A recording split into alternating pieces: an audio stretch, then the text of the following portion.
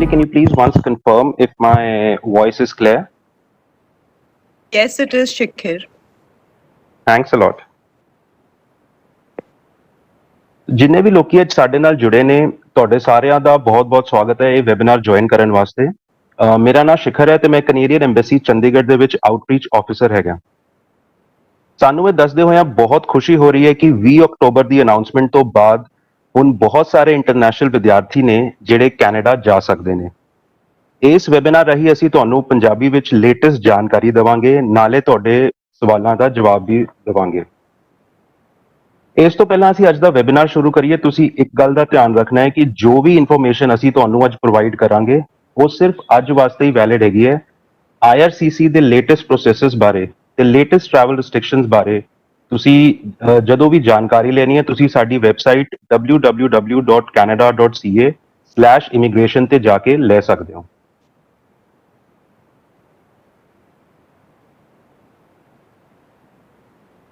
ਸਾਨੂੰ ਪਤਾ ਹੈ ਕਿ ਜਿਹੜੇ ਇੰਟਰਨੈਸ਼ਨਲ ਵਿਦਿਆਰਥੀ ਕੈਨੇਡਾ ਆਉਂਦੇ ਨੇ ਉਹ ਕੈਨੇਡਾ ਦੇ ਵਿੱਚ ਸਮਾਜਿਕ ਤੇ ਸੱਭਿਆਚਾਰਕ ਤੌਰ ਤੇ ਬਹੁਤ ਜ਼ਿਆਦਾ ਯੋਗਦਾਨ ਕਰਦੇ ਨੇ। ਜਦੋਂ ਦੀ ਇਹ ਕਰੋਨਾ ਦੀ ਮਹਾਮਾਰੀ ਸ਼ੁਰੂ ਹੋਈ ਹੈ, ਇਮੀਗ੍ਰੇਸ਼ਨ ਰਿਫਿਊਜੀ ਸਿਟੀਜ਼ਨਸ਼ਿਪ ਕੈਨੇਡਾ ਨੇ ਬਹੁਤ ਸਾਰੇ ਟੈਂਪਰੇਰੀ ਬਦਲਾਵ ਕੀਤੇ ਨੇ ਜਿਹੜੇ ਕਿ ਇੰਟਰਨੈਸ਼ਨਲ ਸਟੂਡੈਂਟਸ ਤੇ ਕੈਨੇਡਾ ਦੇ ਵਿੱਚ DLIs ਨੂੰ ਸਪੋਰਟ ਕਰਨ ਵਾਸਤੇ ਸੀਗੇ। ਅੱਜ ਦਾ ਜਿਹੜਾ ਏਜੰਡਾ ਹੈਗਾ ਉਹਦੇ 'ਚ ਅਸੀਂ ਇਹ ਸਾਰਾ ਕੁਝ ਕਵਰ ਕਰਾਂਗੇ। ਸਭ ਤੋਂ ਪਹਿਲਾਂ ਅਸੀਂ ਦੱਸਾਂਗੇ ਤੁਹਾਨੂੰ ਕੈਨੇਡਾ ਦੇ ਵਿੱਚ ਪੜ੍ਹਾਈ ਕਿਉਂ ਕਰਨੀ ਚਾਹੀਦੀ ਹੈ। ਦੂਜਾ ਅਸੀਂ ਦੇਖਾਂਗੇ ਕਿ ਜਿਹੜਾ ਕੈਨੇਡਾ ਦਾ ਸਟੱਡੀ ਪਰਮਿਟ ਪ੍ਰੋਸੈਸ ਹੈਗਾ ਉਹ ਕਿੱਦਾਂ ਕੰਮ ਕਰਦਾ ਹੈ। ਤੀਜਾ ਜਿਹੜਾ ਇਸ ਵੇਲੇ ਕੈਨੇਡਾ ਟਰੈਵਲ ਕਰਨ ਤੇ ਰਿਸਟ੍ਰਿਕਸ਼ਨਸ ਨੇ ਜਾਂ ਪਾਬੰਦੀਆਂ ਨੇ ਉਹਨਾਂ ਦੇ ਬਾਰੇ ਅਸੀਂ ਤੁਹਾਨੂੰ ਦੱਸਾਂਗੇ। ਚੌਥਾ, ਇਹਨਾਂ ਟਰੈਵਲ ਰਿਸਟ੍ਰਿਕਸ਼ਨਸ ਤੇ ਕੀ ਐਗਜ਼ੈਂਪਸ਼ਨਸ ਨੇ। ਇਹਦਾ ਮਤਲਬ ਇਹ ਹੈ ਕਿ ਟਰੈਵਲ ਤੇ ਪਾਬੰਦੀਆਂ ਹੋਣ ਤੋਂ ਬਾਅਦ ਵੀ ਕੌਣ ਇਸ ਟਾਈਮ ਟਰੈਵਲ ਕਰ ਸਕਦਾ ਹੈ। ਫਿਰ ਅਸੀਂ ਦੇਖਾਂਗੇ ਕਿ ਸਟੱਡੀ ਪਰਮਿਟ ਪ੍ਰੋਸੈਸਿੰਗ ਦੇ ਵਿੱਚ ਜਿਹੜੀ COVID-19 ਕਰਕੇ ਚੇਂਜਸ ਜਾਂ ਬਦਲਾਵ ਆਏ ਨੇ ਉਹ ਕੀ ਨੇ। ਉਹਦੇ 'ਚ ਇੱਕ ਨਵਾਂ 2 ਸਟੈਪ ਪ੍ਰੋਸੈਸ ਹੈਗਾ। ਸਟੂਡੈਂਟ ਡਾਇਰੈਕਟ ਸਟਰੀਮ ਬਾਰੇ ਤੁਹਾਨੂੰ ਦੱਸਾਂਗੇ। ਤੁਹਾਡੀ ਕੈਨੇਡਾ ਦੇ ਵਿੱਚ ਕੰਮ ਕਰਨ ਬਾਰੇ ਕੀ ਐਲੀਜੀਬਿਲਿਟੀ ਹੈ ਇਹਦੇ ਬਾਰੇ ਦੱਸਾਂਗੇ। ਸਟੱਡੀਜ਼ ਦੇ ਦੌਰਾਨ ਆਥੋਰਾਈਜ਼ਡ ਲੀਵ ਜਾਂ ਛੁੱਟੀ ਬਾਰੇ ਤੁਹਾਨੂੰ ਦੱਸਾਂਗੇ। ਨਵੇਂ ਆਏ PGWP ਜਾਂ post graduate work permit rules ਬਾਰੇ ਅਸੀਂ ਗੱਲ ਕਰਾਂਗੇ। ਤੇ ਸਭ ਤੋਂ ਜ਼ਰੂਰੀ ਜਿਹੜੀ ਇੱਕ ਨਵੀਂ ਅਨਾਉਂਸ ਹੋਈ DLI ਲਿਸਟ ਹੈ ਉਹਦੇ ਬਾਰੇ ਤੁਹਾਨੂੰ ਦੱਸਾਂਗੇ ਕਿ ਇਹ ਤੁਹਾਨੂੰ ਕਿੱਦਾਂ ਅਫੈਕਟ ਕਰਦੀ ਹੈ। ਫਿਰ ਅਸੀਂ ਇੱਕ ਬਹੁਤ ਹੀ ਇੰਪੋਰਟੈਂਟ ਟੌਪਿਕ ਬਾਰੇ ਗੱਲ ਕਰਾਂਗੇ ਜਿਹੜਾ ਹੈਗਾ ਇਮੀਗ੍ਰੇਸ਼ਨ ਫਰਾਡ। ਪੰਜਾਬ ਦੇ ਵਿੱਚ ਸਾਨੂੰ ਖਾਸ ਕਰ ਬਹੁਤ ਜ਼ਿਆਦਾ ਤੇ ਬਹੁਤ ਤਰ੍ਹਾਂ ਦੇ ਇਮੀਗ੍ਰੇਸ਼ਨ ਫਰਾਡ ਵੇਖਣ ਨੂੰ ਮਿਲਦੇ ਆ ਜਿਹਦੇ ਬਾਰੇ ਅਸੀਂ ਤੁਹਾਨੂੰ ਦੱਸਾਂਗੇ ਤਾਂ ਕਿ ਤੁਸੀਂ ਹੋਰ ਜਾਗਰੂਕ ਹੋ ਸਕੋ ਤੇ ਇਹਨਾਂ ਫਰਾਡਸ ਤੋਂ ਆਪਣੇ ਆਪ ਨੂੰ ਬਚਾ ਸਕੋ। ਫਿਰ ਅਸੀਂ ਗੱਲ ਕਰਾਂਗੇ ਕਿ ਕੈਨੇਡਾ ਟਰੈਵਲ ਕਰਨ ਤੋਂ ਪਹਿਲਾਂ ਤੁਹਾਨੂੰ ਕਿਹੜੀਆਂ ਗੱਲਾਂ ਦਾ ਖਾਸ ਧਿਆਨ ਰੱਖਣਾ ਹੈ। ਪ੍ਰੈਜੈਂਟੇਸ਼ਨ ਤੋਂ ਬਾਅਦ ਅਸੀਂ ਤੁਹਾਡੇ ਸਵਾਲਾਂ ਦਾ ਜਵਾਬ ਦੇਵਾਂਗੇ। ਹੁਣ ਅੱਗੇ ਚੱਲਦੇ ਹਾਂ। ਸਭ ਤੋਂ ਪਹਿਲਾਂ ਅਸੀਂ ਇਹ ਦੇਖਾਂਗੇ ਕਿ ਤੁਹਾਨੂੰ ਕੈਨੇਡਾ ਵਿੱਚ ਪੜ੍ਹਾਈ ਕਿਉਂ ਕਰਨੀ ਚਾਹੀਦੀ ਹੈ। ਇਹਦਾ ਸਭ ਤੋਂ ਪਹਿਲਾ ਰੀਜ਼ਨ ਇਹ ਹੈ ਕਿ ਵਿਸ਼ਵ ਪ੍ਰਸਿੱਧ ਯੋਗਤਾਵਾਂ ਕੈਨੇਡਾ ਦੇ ਵਿੱਚ ਜਿਹੜੇ ਕਾਲਜਸ ਤੇ ਯੂਨੀਵਰਸਿਟੀਜ਼ ਨੇ ਉਹ ਪੂਰੀ ਦੁਨੀਆ ਦੇ ਵਿੱਚ ਆਪਣੀ ਕੁਆਲਿਟੀ ਆਫ ਐਜੂਕੇਸ਼ਨ ਲਈ ਪ੍ਰਸਿੱਧ ਨੇ। ਯੂਨੀਵਰਸਿਟੀ ਲੈਵਲ ਤੇ 5 ਵਿੱਚੋਂ 2 ਪ੍ਰੋਫੈਸਰਸ ਦੇ ਕੋਲ ਇੰਟਰਨੈਸ਼ਨਲ ਕੁਆਲੀਫਿਕੇਸ਼ਨਸ ਨੇ ਤੇ ਦੁਨੀਆ ਦੇ ਟੌਪ 250 ਇੰਸਟੀਚਿਊਟਸ ਵਿੱਚੋਂ 11 ਇਸ ਵੇਲੇ ਕੈਨੇਡਾ 'ਚ ਨੇ। ਦੂਜਾ ਰੀਜ਼ਨ ਹੈਗਾ ਜੀ ਕਿਫਾਇਤੀ ਪੜ੍ਹਾਈ। ਕੈਨੇਡਾ ਦੀ ਜਿਹੜੀ ਯੂਨੀਵਰਸਿਟੀ ਟਿਊਸ਼ਨ ਫੀ ਹੈਗੀ ਹੈ ਉਹ ਪੂਰੀ ਦੁਨੀਆ ਦੇ ਵਿੱਚ ਜਿੰਨੇ ਵੀ ਇੰਗਲਿਸ਼ ਬੋਲਣ ਵਾਲੇ ਦੇਸ਼ ਨੇ ਉਹਨਾਂ ਸਾਰਿਆਂ ਤੋਂ ਬਹੁਤ ਘੱਟ ਹੈ। ਤੁਹਾਡੀ ਪੜ੍ਹਾਈ ਵਾਸਤੇ ਤੁਹਾਡਾ ਕੋਈ ਵੀ ਬਜਟ ਹੋਵੇ ਤੁਹਾਨੂੰ ਕੈਨੇਡਾ ਦੇ ਵਿੱਚ ਕੋਈ ਨਾ ਕੋਈ ਪੜ੍ਹਾਈ ਦੀ ਆਪਸ਼ਨ ਜ਼ਰੂਰ ਮਿਲ ਜਾਂਦੀ ਹੈ। ਤੀਜਾ ਰੀਜ਼ਨ ਹੈ ਜੀ ਸੁਰੱਖਿਅਤ ਜਾਂ ਬਹੁ ਸੱਭਿਆਚਾਰਕ ਕਮਿਊਨਿਟੀ ਜਾਂ ਮਲਟੀਕਲਚਰਲ ਕਮਿਊਨਿਟੀ।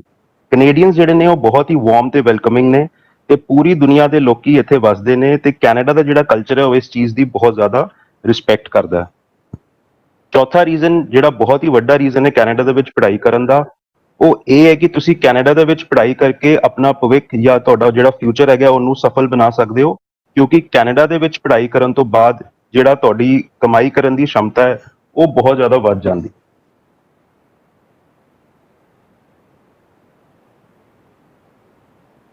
ਕੈਨੇਡੀਅਨਸ ਨੂੰ COVID-19 ਤੋਂ ਬਚਾਉਣ ਵਾਸਤੇ ਗਵਰਨਮੈਂਟ ਆਫ ਕੈਨੇਡਾ ਨੇ ਟਰੈਵਲ ਦੇ ਉੱਤੇ ਕੁਝ ਰਿਸਟ੍ਰਿਕਸ਼ਨਸ ਇੰਪਲੀਮੈਂਟ ਕੀਤੀਆਂ ਨੇ।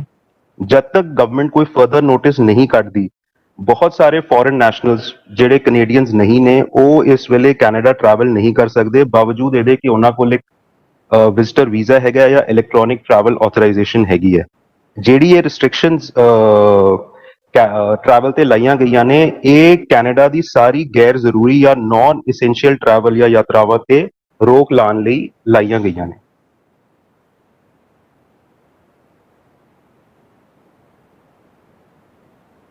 ਹੁਣ ਅੱਗੇ ਚੱਲਦੇ ਇਸ ਸਲਾਈਡ ਦੇ ਰਾਹੀਂ ਅਸੀਂ ਤੁਹਾਨੂੰ ਸਟੂਡੈਂਟਸ ਦੇ ਟਰੈਵਲ ਬਾਰੇ ਨਵੀਂ ਹੋਈ ਅਨਾਉਂਸਮੈਂਟ ਬਾਰੇ ਦੱਸਾਂਗੇ। ਅਕਤੂਬਰ 20th ਤੋਂ ਇਫੈਕਟਿਵ ਇਹ ਅਨਾਉਂਸਮੈਂਟ ਹੈਗੀ ਹੈ। ਕੈਨੇਡਾ ਹੁਣ ਉਹਨਾਂ ਸਟੂਡੈਂਟਸ ਨੂੰ ਐਂਟਰੀ ਕਰਨ ਦੀ ਮਨਜ਼ੂਰੀ ਦੇ ਰਿਹਾ ਹੈ ਜਿਹੜੇ ਕਿ ਉਹਨਾਂ ਇੰਸਟੀਚਿਊਟਸ ਵਿੱਚ ਜਾ ਰਹੇ ਨੇ ਜਿਨ੍ਹਾਂ ਕੋਲ ਆਪਣੀ ਪ੍ਰੋਵਿੰਸ਼ੀਅਲ ਗਵਰਨਮੈਂਟ ਤੋਂ ਮਨਜ਼ੂਰਸ਼ੁਦਾ ਕੋਵਿਡ-19 ਰੈਡੀਨੈਸ ਪਲਾਨ ਹੈਗਾ। ਜਿਹੜੇ ਡੀਐਲਆਈਜ਼ ਨੇ ਇਸ ਪਲਾਨ ਦੇ ਤਹਿਤ ਸਟੂਡੈਂਟਸ ਨੂੰ ਇਹ ਦੱਸਣਾ ਜ਼ਰੂਰੀ ਹੈਗਾ ਕਿ ਸਟੂਡੈਂਟਸ ਨੂੰ ਉਹਨਾਂ ਦੇ ਹੈਲਥ ਤੇ ਟਰੈਵਲ ਬਾਰੇ ਜੋ ਰਿਕੁਆਇਰਮੈਂਟਸ ਨੇ ਉਹ ਬਾਰੇ ਡੀਐਲਆਈਜ਼ ਨੂੰ ਇਹ ਜਾਣਕਾਰੀ ਦੇਣੀ ਜ਼ਰੂਰੀ ਹੈ ਸਟੂਡੈਂਟਸ ਨੂੰ ਇਸ ਪਲਾਨ ਦੇ ਤਹਿਤ।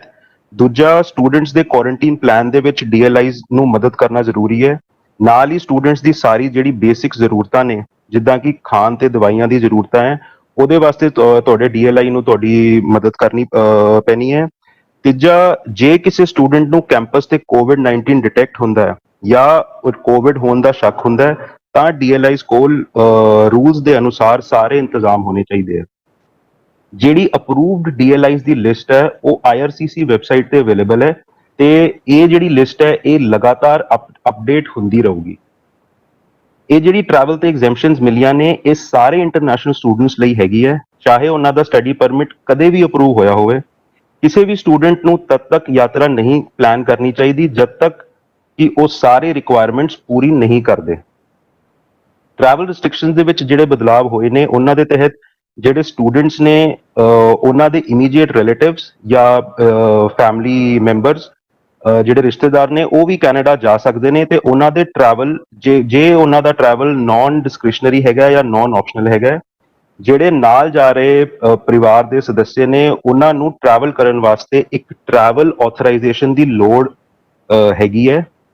ਉਹ ਜਿਹੜੀ ਟਰੈਵਲ ਆਥੋਰਾਈਜੇਸ਼ਨ ਹੈਗੀ ਹੈ ਉਹ ਤੁਸੀਂ ਆਈਆਰਸੀਸੀ ਦੇ ਕੋਵਿਡ-19 ਐਗਜ਼ੈਂਪਸ਼ਨ ਮੇਲ ਬਾਕਸ ਤੋਂ ਲਿਖ ਕੇ ਮੰਗਵਾ ਸਕਦੇ ਹੋ। ਇਹ ਜਿਹੜਾ ਮੇਲ ਬਾਕਸ ਦਾ ਈਮੇਲ ਐਡਰੈਸ ਹੈਗਾ ਇਹ ਤੁਸੀਂ ਹੁਣ ਸਕਰੀਨ ਤੇ ਵੀ ਦੇਖ ਸਕਦੇ ਹੋ।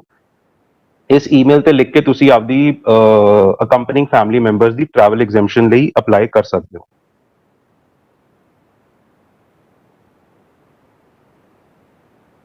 ਹੁਣ ਇਸ ਸਲਾਈਡ ਦੇ ਵਿੱਚ ਅਸੀਂ ਤੁਹਾਨੂੰ ਇਸ ਗੱਲ ਦੀ ਪੁਸ਼ਟੀ ਕਰਨਾ ਚਾਹੁੰਦੇ ਹਾਂ ਕਿ ਜਿਹੜੇ ਵੀ ਸਟੂਡੈਂਟਸ ਦਾ ਸਟੱਡੀ ਪਰਮਿਟ ਮਾਰਚ 18 ਤੋਂ ਪਹਿਲਾਂ ਜਾਂ ਬਾਅਦ ਦੇ ਵਿੱਚ ਅਪਰੂਵ ਹੋਇਆ ਹੈ ਉਹ ਸਾਰੇ ਹੀ ਕੈਨੇਡਾ ਦੀ ਯਾਤਰਾ ਕਰ ਸਕਦੇ ਨੇ ਜੇਕਰ ਕਿ ਉਹਨਾਂ ਦਾ ਜਿਹੜਾ ਡੀਐਲਆਈ ਹੈਗਾ ਉਹ ਅਪਰੂਵ ਲਿਸਟ ਤੇ ਹੈਗਾ। ਜਿਹੜੀ ਮਾਰਚ 18 ਦੀ ਇੰਪੋਰਟੈਂਟ ਡੇਟ ਸੀਗੀ ਉਹ ਹੁਣ ਅਕਤੂਬਰ 20th ਦੀ ਅਨਾਉਂਸਮੈਂਟ ਤੋਂ ਬਾਅਦ ਜ਼ਰੂਰੀ ਨਹੀਂ ਹੈਗੀ ਹੈ, ਕਿਉਂਕਿ ਜੇ ਤੁਹਾਡਾ ਸਟੱਡੀ ਪਰਮਿਟ ਮਾਰਚ 18 ਤੋਂ ਬਾਅਦ ਵੀ ਅਪਰੂਵ ਹੋਇਆ ਹੈ ਤੇ ਤੁਹਾਡਾ ਡੀਐਲਆਈ ਅਪਰੂਵਡ ਲਿਸਟ ਤੇ ਹੈਗਾ ਤੇ ਤੁਸੀਂ ਇਸ ਵੇਲੇ ਕੈਨੇਡਾ ਜਾ ਸਕਦੇ ਹੋ। ਜੇ ਤੁਹਾਡਾ ਸਟੱਡੀ ਪਰਮਿਟ ਉਸ ਡੀਐਲਆਈ ਵਾਸਤੇ ਹੈਗਾ ਜਿਹੜਾ ਅਪਰੂਵਡ ਲਿਸਟ ਤੇ ਨਹੀਂ ਹੈਗਾ ਤਾਂ ਤੁਹਾਡਾ ਵੀਜ਼ਾ ਇਸ ਵੇਲੇ ਡੀਐਕਟੀਵੇਟ ਕੀਤਾ ਜਾਏਗਾ। ਇਹਦਾ ਮਤਲਬ ਇਹ ਹੈ ਕਿ ਤੁਹਾਨੂੰ 에ਅਰਲਾਈਨ ਵੱਲੋਂ ਜਦੋਂ ਤੁਸੀਂ ਟਰੈਵਲ ਕਰੋਗੇ ਤਾਂ ਇੱਕ ਨੋ ਬੋਰਡਿੰਗ ਦਾ ਮੈਸੇਜ ਮਿਲੇਗਾ।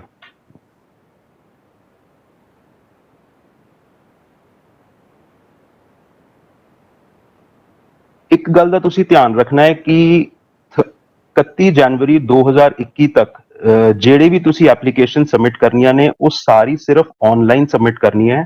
ਪੇਪਰ ਐਪਲੀਕੇਸ਼ਨਸ ਜਨਵਰੀ 31 2021 ਤੱਕ ਅਸੀਂ ਐਕਸੈਪਟ ਨਹੀਂ ਕਰ ਰਹੇ ਹਾਂ। ਸਾਨੂੰ ਪਤਾ ਹੈ ਕਿ ਇਸ ਸਮੇਂ 'ਚ ਤੁਹਾਨੂੰ ਆਪਦੀ ਵੀਜ਼ਾ ਐਪਲੀਕੇਸ਼ਨ ਸਬਮਿਟ ਕਰਨ 'ਚ ਬਹੁਤ ਦਿੱਕਤਾਂ ਆ ਰਹੀਆਂ ਨੇ। ਜਿੱਦਾਂ ਕਿ ਸਾਨੂੰ ਪਤਾ ਹੈ ਕਿ ਜਿਹੜੇ ਪੈਨਲ ਫਿਜ਼ੀਸ਼ੀਅਨਸ ਨੇ ਉਹ ਇਸ ਟਾਈਮ ਤੇ ਲਿਮਿਟਿਡ ਤਰੀਕੇ ਨਾਲ ਕੰਮ ਕਰ ਰਹੇ ਨੇ ਤੇ ਤੁਹਾਡੀ ਇਮੀਗ੍ਰੇਸ਼ਨ ਮੈਡੀਕਲ ਐਗਜ਼ਾਮ ਹੈ ਉਹ ਡਿਲੇ ਹੋ ਰਿਹਾ ਹੈ।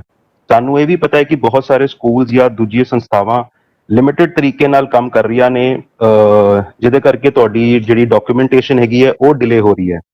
ਮਗਰ ਅਸੀਂ ਤੁਹਾਨੂੰ ਇਹ ਦੱਸਣਾ ਚਾਹੁੰਦੇ ਹਾਂ ਕਿ ਅਸੀਂ ਕੋਈ ਵੀ ਐਪਲੀਕੇਸ਼ਨ ਇਸ ਕਰਕੇ ਰਿਫਿਊਜ਼ ਨਹੀਂ ਕਰਾਂਗੇ ਕਿ ਤੁਹਾਡੇ ਡਾਕੂਮੈਂਟ ਸਾਨੂੰ ਟਾਈਮ ਤੇ ਨਹੀਂ ਮਿਲੇ, ਬਟ ਤੁਹਾਨੂੰ ਅਸੀਂ ਇਹ ਵੀ ਦੱਸਣਾ ਚਾਹਾਂਗੇ ਕਿ ਅਸੀਂ ਤੁਹਾਡੀ ਐਪਲੀਕੇਸ਼ਨ ਦੀ ਪ੍ਰੋਸੈਸਿੰਗ ਤਦ ਤੱਕ ਪੂਰੀ ਨਹੀਂ ਕਰ ਸਕਦੇ ਜਦ ਤੱਕ ਸਾਨੂੰ ਤੁਹਾਡੇ ਸਾਰੇ ਡਾਕੂਮੈਂਟਸ ਤੁਸੀਂ ਸਬਮਿਟ ਨਹੀਂ ਕਰ ਦਿੰਦੇ ਹੋ, ਤਦ ਤੱਕ ਤੁਹਾਡੀ ਐਪਲੀਕੇਸ਼ਨ ਤੇ ਕੋਈ ਵੀ ਡਿਸੀਜਨ ਨਹੀਂ ਹੋ ਸਕਦਾ।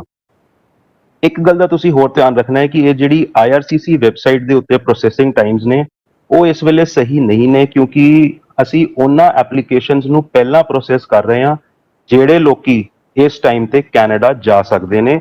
ਉਹਨਾਂ ਦੀ ਐਪਲੀਕੇਸ਼ਨਸ ਅਸੀਂ ਹੁਣ ਪਹਿਲਾਂ ਪ੍ਰੋਸੈਸ ਕਰਾਂਗੇ।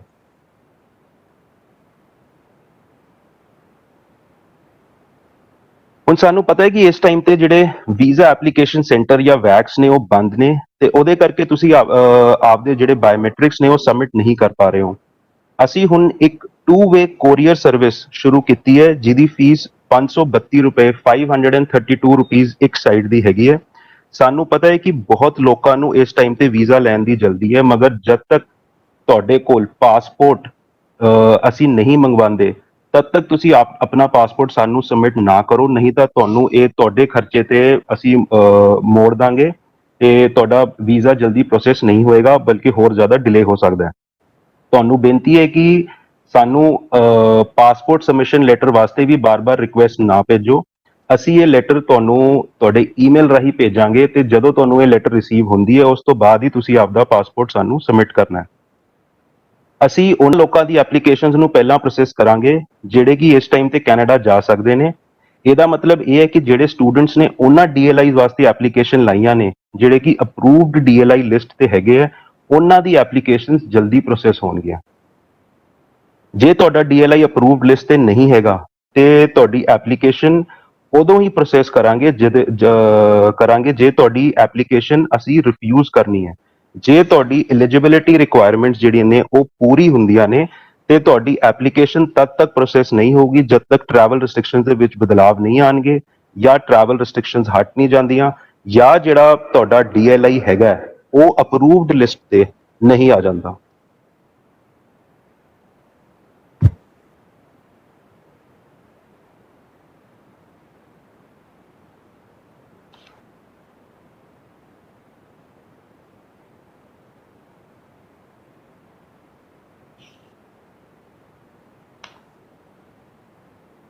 AIP ਹੁਣ ਜਿਹੜਾ ਹੈਗਾ ਉਹ ਉਹਨਾਂ ਐਪਲੀਕੇਸ਼ਨਸ ਨੂੰ ਅਪਲਾਈ ਕਰਦਾ ਹੈ ਜਿਹੜਾ ਕਿ ਸਪਟੈਂਬਰ 15 2020 ਤੋਂ ਪਹਿਲਾਂ ਸਬਮਿਟ ਕੀਤੀਆਂ ਗਈਆਂ ਨੇ ਤੇ 2020 ਦੇ ਇਨਟੇਕ ਵਾਸਤੇ ਨੇ।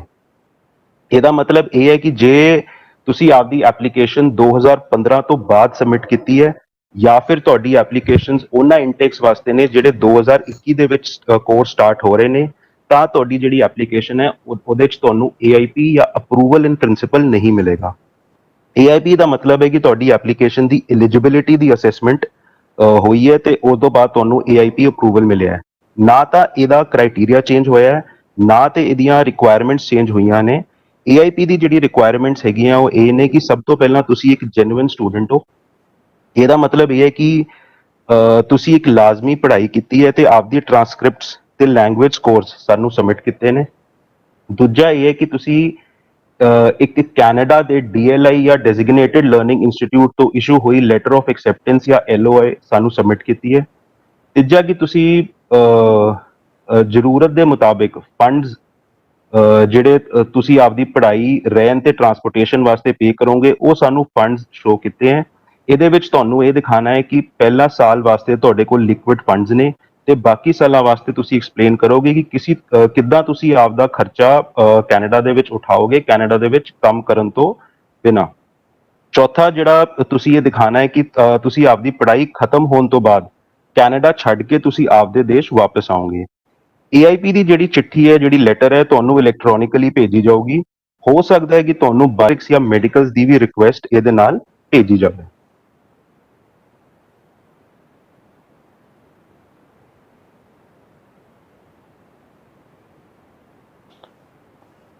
ਹੁਣ ਇਹ ਸਲਾਈਡ ਦੇ ਵਿੱਚ ਅਸੀਂ ਤੁਹਾਨੂੰ ਦਿਖਾਵਾਂਗੇ ਕਿ ਤੁਹਾਨੂੰ AIP ਵਾਸਤੇ SDS ਤੇ ਨਾਨ SDS ਕੈਟੇਗਰੀ ਦੇ ਵਿੱਚ ਕਿਹੜੇ-ਕਿਹੜੇ ਡਾਕੂਮੈਂਟਸ ਦੀ ਲੋੜ ਹੈ।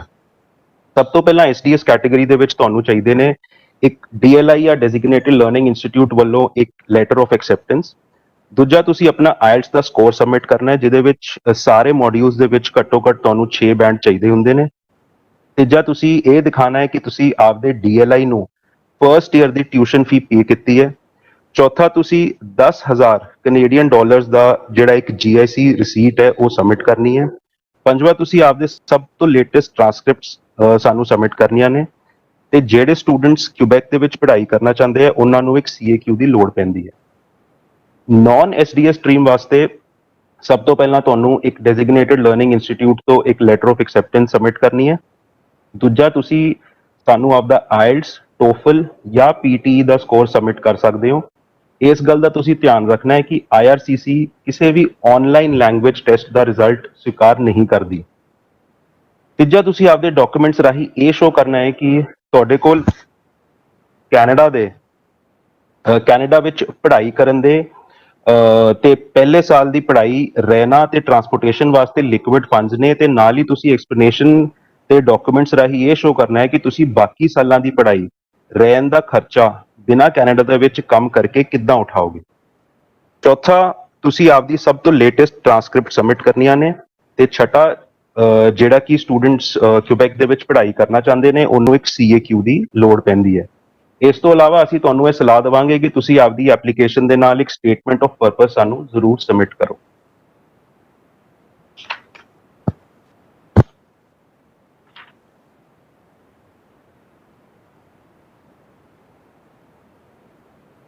ਹੁਣ ਐਡਮਿਸਿਬਿਲਿਟੀ ਦੀ ਅਸੈਸਮੈਂਟ ਸੈਕੰਡ ਸਟੇਜ ਦੇ ਵਿੱਚ ਹੁੰਦੀ ਹੈ। ਇਹ AIP ਤੋਂ ਬਾਅਦ ਤੇ ਵੀਜ਼ਾ ਇਸ਼ੂ ਹੋਣ ਤੋਂ ਪਹਿਲਾਂ ਹੁੰਦੀ ਹੈ। ਐਡਮਿਸਿਬਿਲਿਟੀ ਅਸੈਸਮੈਂਟ ਦਾ ਮਤਲਬ ਹੈ ਕਿ ਤੁਸੀਂ ਆਪਦੇ ਸਾਨੂੰ ਬਾਇਓਮੈਟ੍ਰਿਕਸ ਪ੍ਰੋਵਾਈਡ ਕਰਨੇ ਨੇ। ਦੂਜਾ, ਆਪਣਾ ਇਮੀਗ੍ਰੇਸ਼ਨ ਮੈਡੀਕਲ ਐਗਜ਼ਾਮ ਪੂਰਾ ਕਰਨਾ ਹੈ। ਤੀਜਾ, ਸਾਰੇ ਸਵਾਲਾਂ ਦਾ ਜਵਾਬ ਤੁਸੀਂ ਸਾਨੂੰ ਸਹੀ ਤੇ ਸੱਚਾਈ ਨਾਲ ਦੇਣਾ ਹੈ, ਜਿਹਦੇ ਵਿੱਚ ਤੁਸੀਂ ਆਪਦੇ ਸਾਰੇ ਪਿਛਲੇ ਵੀਜ਼ਾ ਰਿਫਿਊਜ਼ਲਸ ਬਾਰੇ ਦੱਸਣਾ ਹੈ ਤੇ ਪਿਛਲੇ 10 ਸਾਲਾਂ ਦੀ ਬੈਕਗ੍ਰਾਉਂਡ ਹਿਸਟਰੀ ਬਾਰੇ ਸਾਨੂੰ ਦੱਸਣਾ ਹੈ। ਜੇ ਤੁਹਾਡੀ ਕੋਈ ਵੀ ਪੁਰਾਣੀ ਕ੍ਰਿਮੀਨਲ ਹਿਸਟਰੀ ਹੈਗੀ ਹੈ ਜਾਂ ਤੁਸੀਂ ਕਦੇ ਅਰੈਸਟ ਹੋਏ ਹੋ ਤਾਂ ਇਹਦੇ ਬਾਰੇ ਤੁਸੀਂ ਸਾਨੂੰ ਸੱਚਾਈ ਨਾਲ ਦੱਸਣਾ ਹੈ। ਚੌਥਾ, ਤੁਸੀਂ ਧਿਆਨ ਰੱਖਣਾ ਹੈ ਕਿ ਤੁਸੀਂ ਸਿਰਫ ਸੱਚੇ ਤੇ ਆਥੈਂਟਿਕ ਡਾਕੂਮੈਂਟਸ ਸਾਨੂੰ ਸਬਮਿਟ ਕਰੋ। ਜੇ ਤੁਹਾਡੀ ਸਾਰੀ ਐਡਮਿਸਿਬਿਲਿਟੀ ਦੀ ਰਿਕੁਆਇਰਮੈਂਟਸ ਪੂਰੀ ਵੀ ਹੁੰਦੀਆਂ ਨੇ, ਅਸੀਂ ਤੁਹਾਨੂੰ ਇਹ ਬਾਰ-ਬਾਰ ਦੱਸ ਰਹੇ ਹਾਂ ਕਿ ਅਸੀਂ ਸਿਰਫ ਉਹੀ ਐਪਲੀਕੇਸ਼ਨਸ ਇਸ ਟਾਈਮ ਤੇ ਫਾਈਨਲ ਕਰਾਂਗੇ ਜਿਹੜੀ ਉਹਨਾਂ DLIs ਵਾਸਤੇ ਨੇ ਜਿਹੜੇ ਕਿ ਅਪਰੂਵਡ ਲਿਸਟ ਤੇ ਹੈਗੀਆਂ। ਜਿਹੜੀ ਐਪਲੀਕੇਸ਼ਨਸ ਉਹਨਾਂ ਇੰਸਟੀਚਿਊਟਸ ਲਈ ਨੇ ਜਿਹੜੇ DLI ਲਿਸਟ ਤੇ ਇਸ ਵੇਲੇ ਨਹੀਂ ਨੇ, ਉਹ ਸਾਰੀ ਅਸੀਂ ਇਸ ਵੇਲੇ ਹੋਲਡ ਤੇ ਪਾਵਾਂਗੇ।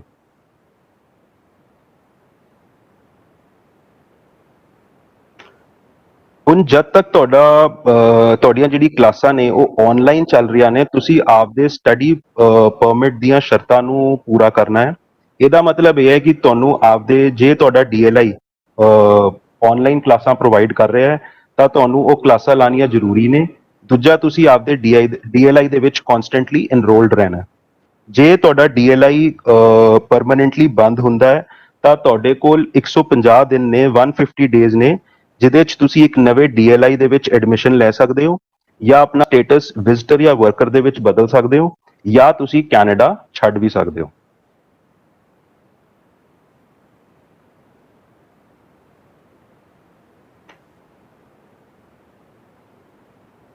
ਹੁਣ ਬਹੁਤ ਸਾਰੇ ਸਟੂਡੈਂਟਸ ਨੇ ਜਿਹੜੇ ਕੈਨੇਡਾ ਦੇ ਵਿੱਚ ਕੰਮ ਕਰਨ ਦੇ ਬਾਰੇ ਜਿਨ੍ਹਾਂ ਦੇ ਕੁਐਸਚਨਸ ਨੇ, ਸਵਾਲ ਨੇ, ਤੇ ਜਿਹੜਾ ਇਹ PGWP ਜਾਂ ਪੋਸਟ ਗ੍ਰੈਜੂਏਟ ਵਰਕ ਪਰਮਿਟ ਹੈ, ਇਹ ਇੰਨਾ ਮਹੱਤਵਪੂਰਨ ਸਟੂਡੈਂਟਸ ਵਾਸਤੇ ਕਿਉਂ ਹੈ?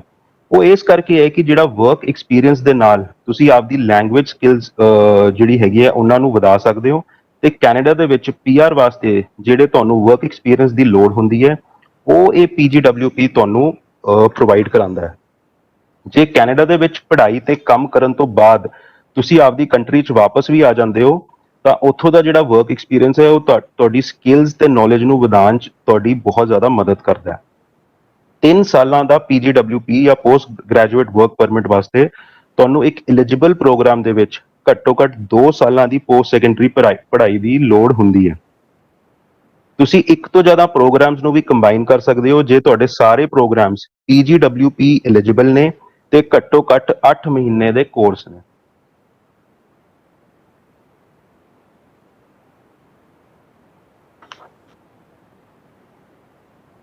ਇਸ ਸਲਾਈਡ ਦੇ ਵਿੱਚ ਅਸੀਂ PGWP ਦੇ ਨਵੇਂ ਇੰਟਰੋਡਿਊਸ ਹੋਏ ਰੂਲਸ ਬਾਰੇ ਡਿਸਕਸ ਕਰਾਂਗੇ। ਜੇ ਤੁਸੀਂ ਇਸ ਟਾਈਮ ਤੇ ਕੈਨੇਡਾ ਟਰੈਵਲ ਨਹੀਂ ਕਰ ਸਕਦੇ ਤਾਂ ਤੁਹਾਡੀ ਆਨਲਾਈਨ ਕੀਤੀ ਹੋਈ ਪੜ੍ਹਾਈ ਤੁਹਾਡੇ PGWP ਵਾਸਤੇ ਕਾਊਂਟ ਹੋਊਗੀ। ਜੇ ਤੁਹਾਡੇ ਕੋਲ ਆਲਰੇਡੀ ਇੱਕ ਸਟੱਡੀ ਪਰਮਿਟ ਹੈਗਾ ਜਾਂ ਤੁਸੀਂ ਸਟੱਡੀ ਪਰਮਿਟ ਵਾਸਤੇ ਅਪਰੂਵ ਹੋ ਚੁੱਕੇ ਹੋ ਜਾਂ ਫਿਰ ਤੁਸੀਂ ਜਨਵਰੀ 2021 ਦੇ ਵਿੱਚ ਆਪਣੀ ਪੜ੍ਹਾਈ ਸ਼ੁਰੂ ਕਰਨ ਤੋਂ ਪਹਿਲਾਂ ਆਪਣਾ ਸਟੱਡੀ ਪਰਮਿਟ ਅਪਲਾਈ ਕੀਤਾ ਹੈਗਾ। ਜੇ ਤੁਸੀਂ ਇਹਨਾਂ ਸਿਚੁਏਸ਼ਨਸ ਦੇ ਵਿੱਚ ਫਾਲ ਕਰਦੇ ਹੋ ਤਾਂ ਤੁਸੀਂ ਆਪਣਾ 100% ਸਟੱਡੀ ਪ੍ਰੋਗਰਾਮ ਆਨਲਾਈਨ ਕਰ ਸਕਦੇ ਹੋ। ਜੇ ਤੁਹਾਡੇ ਪ੍ਰੋਗਰਾਮ ਦੀ ਲੈਂਥ 8 ਤੋਂ 12 ਮਹੀਨਿਆਂ ਦੇ ਵਿੱਚ ਹੈਗੀ ਹੈ ਤੇ ਤੁਸੀਂ ਆਪਦਾ ਸਟੱਡੀ ਪ੍ਰੋਗਰਾਮ ਮਈ ਤੇ ਸਤੰਬਰ 2020 ਦੇ ਵਿੱਚ ਸ਼ੁਰੂ ਕੀਤਾ ਹੈ।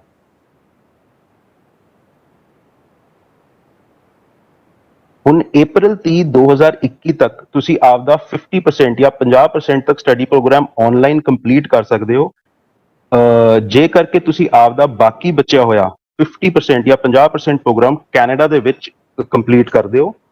ਇਹਦੇ ਨਾਲ ਤੁਸੀਂ April 30 2021 ਤੱਕ ਆਪਣਾ 50% ਪ੍ਰੋਗਰਾਮ ਕੈਨੇਡਾ ਤੋਂ ਬਾਹਰ ਆਨਲਾਈਨ ਕਰ ਸਕਦੇ ਹੋ।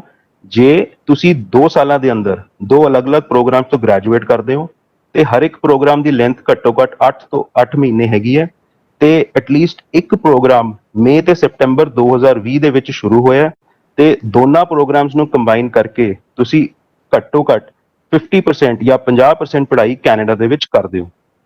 ਇਹਦਾ ਮਤਲਬ ਇਹ ਹੈ ਕਿ ਤੁਸੀਂ 1 ਸਾਲ ਦਾ ਪ੍ਰੋਗਰਾਮ ਕੈਨੇਡਾ ਤੋਂ ਬਾਹਰ ਆਨਲਾਈਨ ਕਰ ਸਕਦੇ ਹੋ ਤੇ 1 ਸਾਲ ਦਾ ਪ੍ਰੋਗਰਾਮ ਕੈਨੇਡਾ ਦੇ ਵਿੱਚ ਜਾ ਕੇ ਕੰਪਲੀਟ ਕਰ ਸਕਦੇ ਹੋ ਤੇ ਇਹ ਦੋਵੇਂ ਪ੍ਰੋਗਰਾਮਸ ਤੁਹਾਨੂੰ ਮੈਕਸਿਮਮ ਜਿਹੜਾ PGWP ਟਾਈਮ ਲਈ ਐਲੀਜੀਬਲ ਬਣਾ ਸਕਦਾ ਹੈ।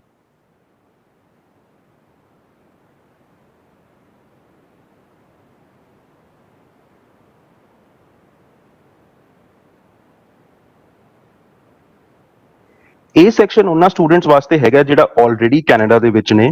ਜੇ ਕਿਸੇ ਸਟੂਡੈਂਟ ਨੂੰ ਆਪਦਾ ਪ੍ਰੋਗਰਾਮ ਫੁੱਲ ਟਾਈਮ ਤੋਂ ਪਾਰਟ ਟਾਈਮ ਸ਼ਿਫਟ ਕਰਨਾ ਪੈ ਗਿਆ ਹੈ ਤਾਂ ਉਹਨਾਂ ਦੀ ਪੜ੍ਹਾਈ ਦੇ ਵਿੱਚ ਕੋਈ ਰੁਕਾਵਟ ਜਾਂ ਉਹਨਾਂ ਦੀ ਪੜ੍ਹਾਈ ਦੇ ਵਿੱਚ ਕੋਈ ਰੁਕਾਵਟ ਆ ਗਈ ਹੈ ਤੇ ਉਹ ਆਪਦੇ ਕੰਮ ਕੰਟੀਨਿਊ ਕਰ ਸਕਦੇ ਨੇ ਜੇ ਉਹ COVID-19 ਤੋਂ ਪਹਿਲਾਂ ਫੁੱਲ ਟਾਈਮ ਸਟੂਡੈਂਟ ਸੀਗੇ ਜਾਂ ਔਨ ਐਂਡ ਆਫ ਕੈਂਪਸ ਕੰਮ ਕਰਨ ਲਈ ਆਥੋਰਾਈਜ਼ ਸੀਗੇ। ਐਕੈਡਮਿਕ ਸੈਕਸ਼ਨ ਦੇ ਦੌਰਾਨ ਜਿਹੜੇ ਆਫ ਕੈਂਪਸ ਕੰਮ ਕਰਨ ਦੀ ਲਿਮਿਟ ਹੈ ਉਹ 20 ਘੰਟੇ ਪਰ ਵੀਕ ਪਰ ਹਫਤਾ ਹੈਗੀ ਹੈ ਤੇ ਰੈਗੂਲਰ ਐਕੈਡਮਿਕ ਬ੍ਰੇਕਸ ਦੇ ਦੌਰਾਨ ਤੁਸੀਂ ਫੁੱਲ ਟਾਈਮ ਵੀ ਕੰਮ ਕਰ ਸਕਦੇ ਹੋ।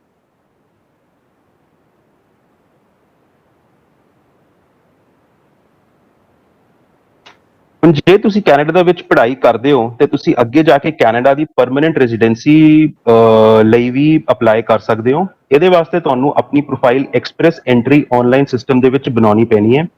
ਇਹਦਾ ਲੱਗਦਾ ਹੈ ਕਿ ਤੁਹਾਡੀ ਪੜ੍ਹਾਈ, ਵਰਕ ਦਾ ਐਕਸਪੀਰੀਅੰਸ, ਇੰਗਲਿਸ਼ ਜਾਂ ਫ੍ਰੈਂਚ ਬੋਲਣ ਦੀ ਸ਼ਮਤਾ ਦੇ ਆਧਾਰ ਤੇ ਕਿੰਨੇ ਕੰਪਰੀਹੈਂਸਿਵ ਰੈਂਕਿੰਗ ਪੁਆਇੰਟਸ ਤੁਹਾਡੇ ਬਣਦੇ ਨੇ।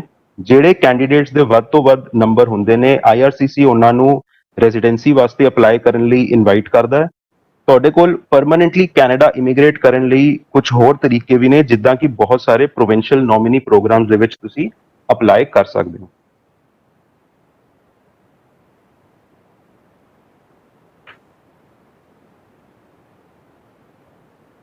ਹੁਣ ਜਦੋਂ ਤੁਸੀਂ ਕੈਨੇਡਾ ਪਹੁੰਚਦੇ ਹੋ ਤੇ ਤੁਹਾਡਾ ਇੱਕ ਹੈਲਥ ਚੈੱਕਅਪ ਕੀਤਾ ਜਾਂਦਾ ਹੈ। ਇਹ ਸਾਰੇ ਪੈਸੇਂਜਰਸ ਵਾਸਤੇ ਜ਼ਰੂਰੀ ਹੈ ਕਿ ਉਹ ਕੈਨੇਡਾ ਪਹੁੰਚ ਕੇ ਘੱਟੋ ਘੱਟ 14 ਦਿਨਾਂ ਦਾ ਸੈਲਫ ਕੁਆਰੰਟੀਨ ਕਰਨ। ਇਹਦਾ ਮਤਲਬ ਇਹ ਹੈ ਕਿ ਤੁਹਾਡੇ ਕੋਲ ਸਭ ਤੋਂ ਪਹਿਲਾਂ ਇੱਕ 14 ਦਿਨਾਂ ਦਾ ਕੁਆਰੰਟੀਨ ਪਲਾਨ ਹੋਣਾ ਬਹੁਤ ਜ਼ਰੂਰੀ ਹੈ। ਤੁਹਾਨੂੰ 에ਅਰਪੋਰਟ ਤੇ ਇਸ ਚੀਜ਼ ਦਾ ਵਿਸ਼ਵਾਸ ਦਿਲਾਉਣਾ ਪੈਣਾ ਹੈ ਕਿ ਤੁਹਾਡੇ 14 ਦਿਨਾਂ ਵਾਸਤੇ ਕੁਆਰੰਟੀਨ ਕਰਨ ਲਈ ਇੱਕ ਜਗ੍ਹਾ ਤੁਹਾਡੇ ਕੋਲ ਹੈਗੀ ਹੈ ਤੇ ਉਸ ਜਗ੍ਹਾ ਤੇ ਜੇ ਹੋਰ ਲੋਕੀ ਰਹਿੰਦੇ ਨੇ ਤੇ ਤੁਸੀਂ ਕਿੱਦਾਂ ਉਹਨਾਂ ਤੋਂ ਅੱਡ ਰਹੋਗੇ। ਤੀਜਾ, ਤੁਸੀਂ ਤੁਹਾਨੂੰ ਇਹ ਦੱਸਣਾ ਬਹੁਤ ਜ਼ਰੂਰੀ ਹੈ ਕਿ ਕੁਆਰੰਟੀਨ ਦੇ ਸਮੇਂ ਤੁਸੀਂ ਆਪਣਾ ਰਹਿਣ ਖਾਣ ਦਾ ਜਾਂ ਹੋਰ ਇੰਤਜ਼ਾਮ ਕਿੱਦਾਂ ਕਰੋਗੇ। ਤੁਹਾਨੂੰ ਸਾਰਿਆਂ ਨੂੰ ਇੱਕ ਬੇਨਤੀ ਹੈ ਕਿ ਬਿਨਾਂ ਕੁਆਰੰਟੀਨ ਪਲਾਨ ਦੇ ਤੁਸੀਂ ਕੈਨੇਡਾ ਨਾ ਜਾਓ। ਜੇ ਤੁਸੀਂ ਇਹਨਾਂ ਸ਼ਰਤਾਂ ਨੂੰ ਨਹੀਂ ਮੰਨਦੇ ਤਾਂ ਤੁਹਾਨੂੰ 7.5 ਲੱਖ ਕੈਨੇਡੀਅਨ ਡਾਲਰਸ ਦਾ ਫਾਈਨ ਹੋ ਸਕਦਾ ਹੈ। ਨਾਲ ਤੁਹਾਨੂੰ 6 ਮਹੀਨੇ ਤੱਕ ਦੀ ਸਜ਼ਾ ਵੀ ਹੋ ਸਕਦੀ ਹੈ ਤੇ 1 ਸਾਲ ਵਾਸਤੇ ਤੁਹਾਡੀ ਕੈਨੇਡਾ ਦੇ ਵਿੱਚ ਐਂਟਰੀ ਬੈਨ ਵੀ ਹੋ ਸਕਦੀ ਹੈ।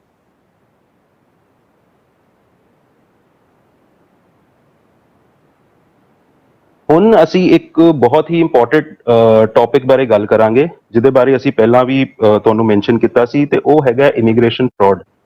ਜਿਹੜਾ ਤੁਸੀਂ ਸਕਰੀਨ ਤੇ QR ਕੋਡ ਦੇਖ ਸਕਦੇ ਹੋ, ਇਹ ਤੁਸੀਂ ਜਿੱਦਾਂ ਮੈਂ ਬੋਲ ਰਿਹਾ ਤੁਸੀਂ QR ਕੋਡ ਨੂੰ ਸਕੈਨ ਕਰ ਸਕਦੇ ਹੋ ਤੇ ICCRC ਬਾਰੇ ਤੁਹਾਨੂੰ ਇਸ ਕੋਡ ਨੂੰ ਸਕੈਨ ਕਰਕੇ ਹੋਰ ਜਾਣਕਾਰੀ ਮਿਲੇਗੀ।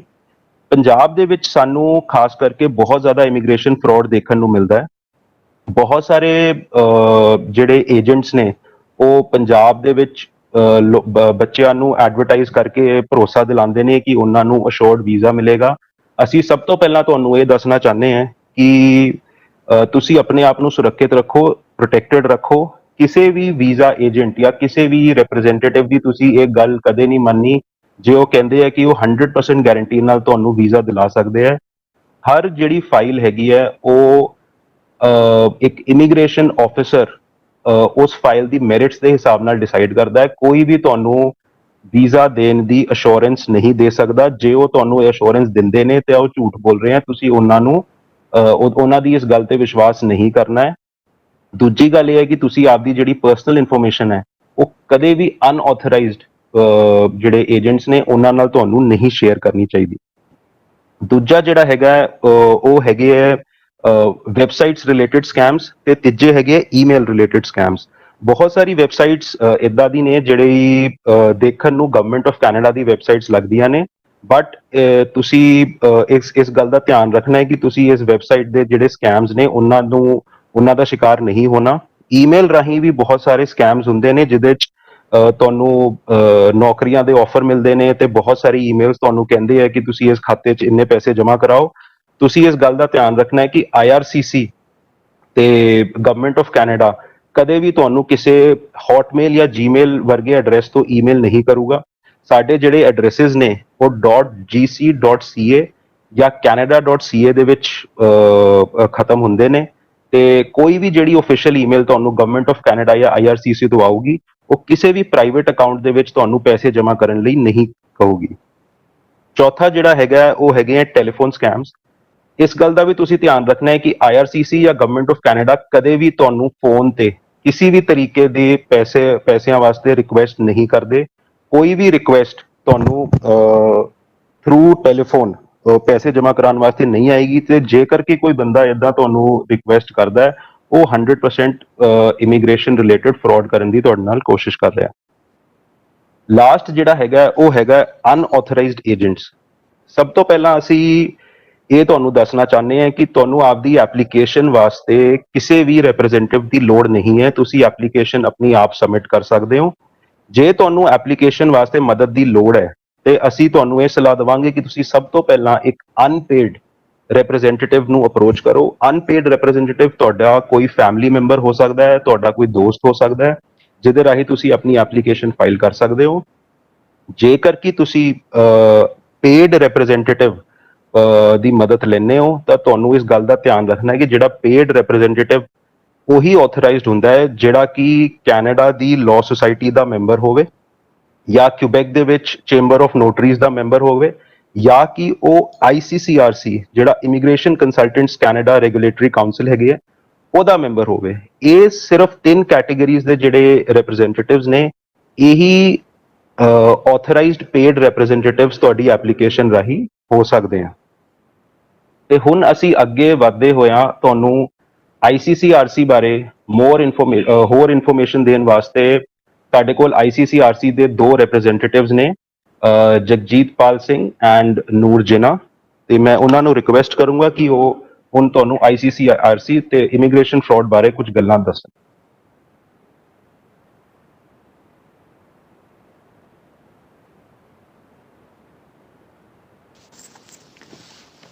ਹੈਲੋ ਜਗਜੀਤ ਜੀ। ਹੈਲੋ ਸ਼ਿਖਰ ਜੀ, ਥੈਂਕ ਯੂ ਸੋ ਮਚ। ਮੇਰੇ ਵੱਲੋਂ ਸਾਰਿਆਂ ਨੂੰ ਸਵਾਗਤ ਆ। ਮੇਰਾ ਨਾਮ ਨੂਰ ਜੀਨਾ ਤੇ ਮੈਂ ਵੀ ਇੱਕ RCIC ਹਾਂ। ICCRC ਦਾ ਮੇਨ ਮੁੱਦਾ ਇਹੀ ਆ ਕਿ ਤੁਹਾਨੂੰ ਅਸੀਂ ਕਿੱਦਾਂ ਫਰਾਡ ਤੋਂ ਬਚਾ ਸਕੀਏ। ਉਹਦੇ ਲਈ ICCRC ਨੇ ਇੱਕ ਐਪ ਤਿਆਰ ਕੀਤੀ ਹੈ ਜਿਹਦੇ ਵਿੱਚ ਤੁਹਾਨੂੰ ਜ਼ਰੂਰੀ ਜਾਣਕਾਰੀਆਂ ਪ੍ਰਾਪਤ ਹੋਣਗੀਆਂ, ਅਤੇ ਇਸ ਐਪ ਨਾਲ ਤੁਸੀਂ ਆਪਣੇ ਆਥੋਰਾਈਜ਼ਡ ਰਿਪਰੈਜ਼ੈਂਟੇਟਿਵ ਨੂੰ ਵੈਰੀਫਾਈ ਕਰ ਸਕਦੇ ਹੋ। ਤੁਸੀਂ ਇਸ ਐਪ ਦੀ ਮਦਦ ਨਾਲ ਆਉਣ ਵਾਲੀ ਨਵੀਆਂ ਜਾਣਕਾਰੀਆਂ ਵੀ ਲੈ ਸਕਦੇ ਹੋ, ਤੇ ਤੁਸੀਂ ਇੰਗਲਿਸ਼, ਫ੍ਰੈਂਚ, ਹਿੰਦੀ ਤੇ ਪੰਜਾਬੀ ਦੇ ਵਿੱਚ ਜਾਣਕਾਰੀਆਂ ਵਾਲੀ ਵੀਡੀਓਜ਼ ਵੀ ਵੇਖ ਸਕਦੇ ਹੋ।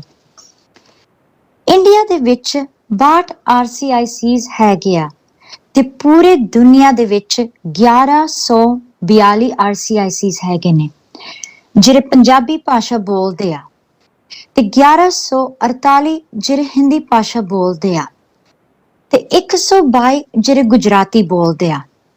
ਇਸ ਦਾ ਮਤਲਬ ਇਹੀ ਆ ਕਿ ਜੇ ਤੁਹਾਨੂੰ ਇੰਗਲਿਸ਼ ਨਹੀਂ ਆਉਂਦੀ ਤੁਸੀਂ ਤੇ ਫਿਰ ਵੀ ਸਹੀ ਜਾਣਕਾਰੀ ਲੈ ਸਕਦੇ ਹੋ ਆਪਣੇ ਭਾਸ਼ਾ ਦੇ ਵਿੱਚ। ਅਸੀਂ ਉਮੀਦ ਕਰਦੇ ਹਾਂ ਕਿ ਤੁਸੀਂ ਇਸ ਐਪ ਨੂੰ ਡਾਊਨਲੋਡ ਕਰਕੇ ਫਰਾਡ ਤੋਂ ਆਪਣੇ ਆਪ ਨੂੰ ਬਚਾਓਗੇ। ਹੁਣ ਮੈਂ ਆਪਣੇ ਕੋਲੀਗ ਜਗਜੀਤ ਪਾਲ ਨੂੰ ਬੁਲਾਉਣਾ ਚਾਹੁੰਦੀ ਹਾਂ ਫਲੋਰ ਤੇ ਉਹ ਤੁਹਾਨੂੰ ICCRC ਦੇ ਬਾਰੇ ਜ਼ਿਆਦਾ ਜਾਣਕਾਰੀ ਦੇ ਸਕਦੇ ਨੇ।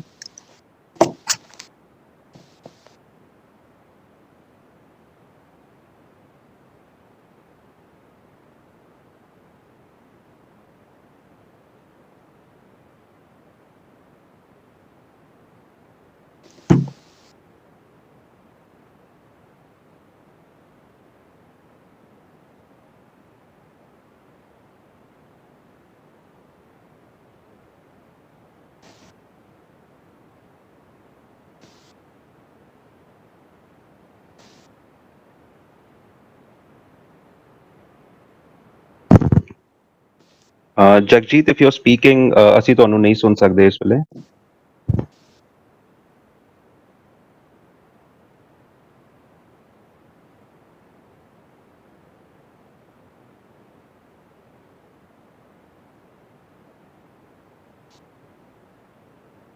Can you hear me?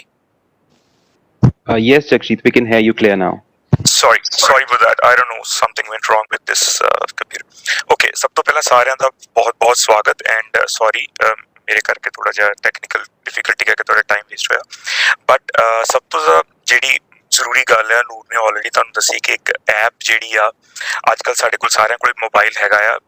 Shakir ਨੇ ਪਿਛਲੇ ਪੇਜ ਦੇ ਉੱਤੇ ਪ੍ਰੈਜੈਂਟੇਸ਼ਨ ਦੇ ਵਿੱਚ ਉਹ ਲਿੰਕ QR ਕੋਡ ਦਿੱਤਾ ਸੀਗਾ, ਜਿਹੜਾ QR ਕੋਡ ਯੂਜ਼ ਕਰਕੇ ਤੁਸੀਂ ਉਹ ਐਪ ਡਾਊਨਲੋਡ ਕਰ ਸਕਦੇ ਹੋ। ਜਿੱਦਾਂ ਕਿ ਸ਼ਕੀਰ ਨੇ ਮੈਂਸ਼ਨ ਕੀਤਾ ਕਿ ਜ਼ਰੂਰੀ ਨਹੀਂ ਹੈ ਕਿ ਤੁਸੀਂ ਕਿਸੇ ਤਰ੍ਹਾਂ ਦਾ ਵੀ ਕੰਸਲਟੈਂਟ ਜਿਹੜਾ ਉਹ ਆਪਣੀ ਐਪਲੀਕੇਸ਼ਨ ਵਾਸਤੇ ਜ਼ਰੂਰੀ ਹੈ ਹਾਇਰ ਕਰੋ। ਕਿਸੇ ਵੀ ਤਰੀਕੇ ਦੇ ਨਾਲ ਕੋਈ ਵੀ ਕੰਸਲਟੈਂਟ, ਕੋਈ ਵੀ ਬੰਦਾ ਤੁਹਾਡੀ ਫਾਈਲ ਦੀ ਗਰੰਟੀਡ ਆਊਟਕਮ ਬਾਰੇ ਨਹੀਂ ਕਹਿ ਸਕਦਾ, ਨਾ ਉਹ ਦੱਸ ਸਕਦਾ ਹੈ, ਬਿਕੋਜ਼ ਜਿਹੜਾ ਵੀ ਫੈਸਲਾ ਆ ਉਹ ਇੱਕ ਆਫਿਸਰ ਨੇ ਤੁਹਾਡੀ ਫਾਈਲ ਦੇ ਮੈਰਿਟਸ ਵੇਖ ਕੇ ਹੀ ਲੈਣਾ। ਸੋ ਜਿਹੜਾ ਵੀ ਬੰਦਾ ਤੁਹਾਨੂੰ ਇਹ ਗੱਲ ਕਹਿੰਦਾ ਆ ਕਿ ਤੁਹਾਡੀ ਫਾਈਲ ਜਿਹੜੀ ਆ ਉਹ ਗਰੰਟਿਡ ਅਪਰੂਵ ਹੋਊਗੀ, ਉਹ ਬੰਦਾ ਤੁਹਾਡੇ ਨਾਲ ਝੂਠ ਬੋਲ ਰਿਹਾ। ICCRC ਦਾ ਮੁੱਖ ਮੰਤਵ ਜਿੱਦਣ ICCRC ਬਣੀ ਸੀਗੀ, to protect the public, to protect ਆਮ ਲੋਕ, ਜਿਹੜੀ ਜਨਤਾ ਉਹਨਾਂ ਨੂੰ ਪ੍ਰੋਟੈਕਟ ਕਰਨ ਵਾਸਤੇ, ਉਹਨਾਂ ਨੂੰ ਉਹਨਾਂ ਦੇ ਬਚਾਅ ਵਾਸਤੇ ICCRC ਬਣੀ ਸੀਗੀ। ICCRC ਪਿਛਲੇ ਕਈ ਸਾਲਾਂ ਤੋਂ ਲਗਾਤਾਰ ਫਰਾਡ ਪ੍ਰੀਵੈਂਸ਼ਨ ਦੇ ਵਿੱਚ ਜਿੰਨੀਆਂ ਵੀ ਕੋਸ਼ਿਸ਼ਾਂ ਕਰ ਰਹੀ ਆ, ਉਹਨਾਂ ਨੂੰ ਫਲ ਲੱਗ ਰਿਹਾ ਹੈ। ਉਹਨਾਂ ਦਾ ਸਭ ਤੋਂ ਵੱਡਾ ਇਸ ਵੇਲੇ ਜਿਹੜੀ ਐਗਜ਼ਾਮਪਲ ਹੈ ਸਾਡੀ ਐਪ ਹੈ, ਜਿਹਦੇ ਬਾਰੇ ਤੁਹਾਨੂੰ ਨੂਰ ਜਿਨ੍ਹਾਂ ਨੇ ਦੱਸਿਆ। ਸੋ ਕਿਸੇ ਤਰੀਕੇ ਦੇ ਨਾਲ ਵੀ ਜਦੋਂ ਤੁਸੀਂ ਆਪਣੀ ਇਮੀਗ੍ਰੇਸ਼ਨ ਫਾਈਲ ਕਿਸੇ ਕੰਸਲਟੈਂਟ ਨਾਲ ਡਿਸਕਸ ਕਰਦੇ ਹੋ ਤੇ ਮੇਕ ਸ਼ੋਰ ਕਰੋ ਕਿ ਉਹ ਕੰਸਲਟੈਂਟ ਜਿਹੜਾ ਆ ਉਹ ICCRC ਦਾ ਮੈਂਬਰ ਆ। ਜੋ ICCRC ਦਾ ਮੈਂਬਰ ਨਹੀਂ ਹੈਗਾ ਤੇ ਕੋਸ਼ਿਸ਼ ਕਰੋ ਕਿ ਤੁਸੀਂ ਉਹਦੇ ਨਾਲ ਆਪਣੀ ਫਾਈਲ ਬਾਰੇ ਕਿਸੇ ਤਰ੍ਹਾਂ ਦੀ ਪਰਸਨਲ ਇਨਫੋਰਮੇਸ਼ਨ ਸ਼ੇਅਰ ਨਾ ਕਰੋ, ਕਿਉਂਕਿ immigration consultant of Canada regulatory council ਦੇ ਜਿੰਨੇ ਵੀ ਮੈਂਬਰਸ ਨੇ, ਜਿੰਨੇ ਵੀ ICCRC ਦੇ ਮੈਂਬਰਸ ਨੇ, ਉਹ ਲਾਅ ਦੇ ਅੰਡਰ ਵਚਨਬੱਧ ਨੇ ਕਿ ਉਹ ਆਪਣੇ ਕਲਾਇੰਟਸ ਦੀ ਇਨਫੋਰਮੇਸ਼ਨ, ਉਹਨਾਂ ਦੀ ਜਿਹੜੀ ਸਾਰੀ ਪ੍ਰਾਈਵੇਸੀ ਦੇ ਅੰਡਰ ਸਾਰੀ ਇਨਫੋਰਮੇਸ਼ਨ ਹੈ ਉਹ ਸਿਕਿਉਰ ਰੱਖਦੇ ਆ।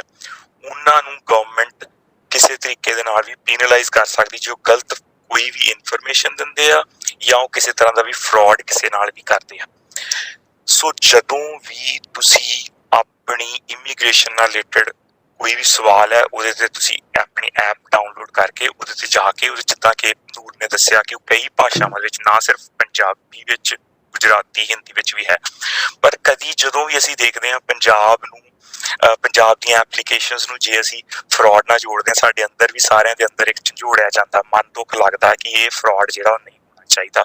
ਸੋ ਅਸੀਂ ਸਾਰੇ ਆਪਣੀ ਫਾਈਲਸ ਨੂੰ ਲੈ ਕੇ ਸੁਚੇਤ ਹੋਈਏ, ਆਪਣੀ ਫਾਈਲਸ ਨੂੰ ਲੈ ਕੇ ਆਪਣੇ ਆਪ ਨੂੰ ਐਜੂਕੇਟਡ ਕਰੀਏ ਤੇ ਬਾਕੀ ਜਿਹੜੇ ਸਾਡੇ ਆਲੇ ਦੁਆਲੇ ਉਹਨਾਂ ਨੂੰ ਵੀ ਅਸੀਂ ਇਹਦੇ ਬਾਰੇ ਜਾਗਰੂਕ ਕਰੀਏ, ਤਾਂ ਜੋ ਅਸੀਂ ਆਪ ਅਤੇ ਆਪਣੇ ਜਾਣਕਾਰਾਂ ਨੂੰ, ਆਪਣੇ ਭੈਣ ਭਰਾਵਾਂ ਨੂੰ, ਸਾਕ ਸੰਬੰਧੀਆਂ ਨੂੰ ਇਸ ਫਰਾਡ ਤੋਂ ਬਚਾ ਸਕੀਏ।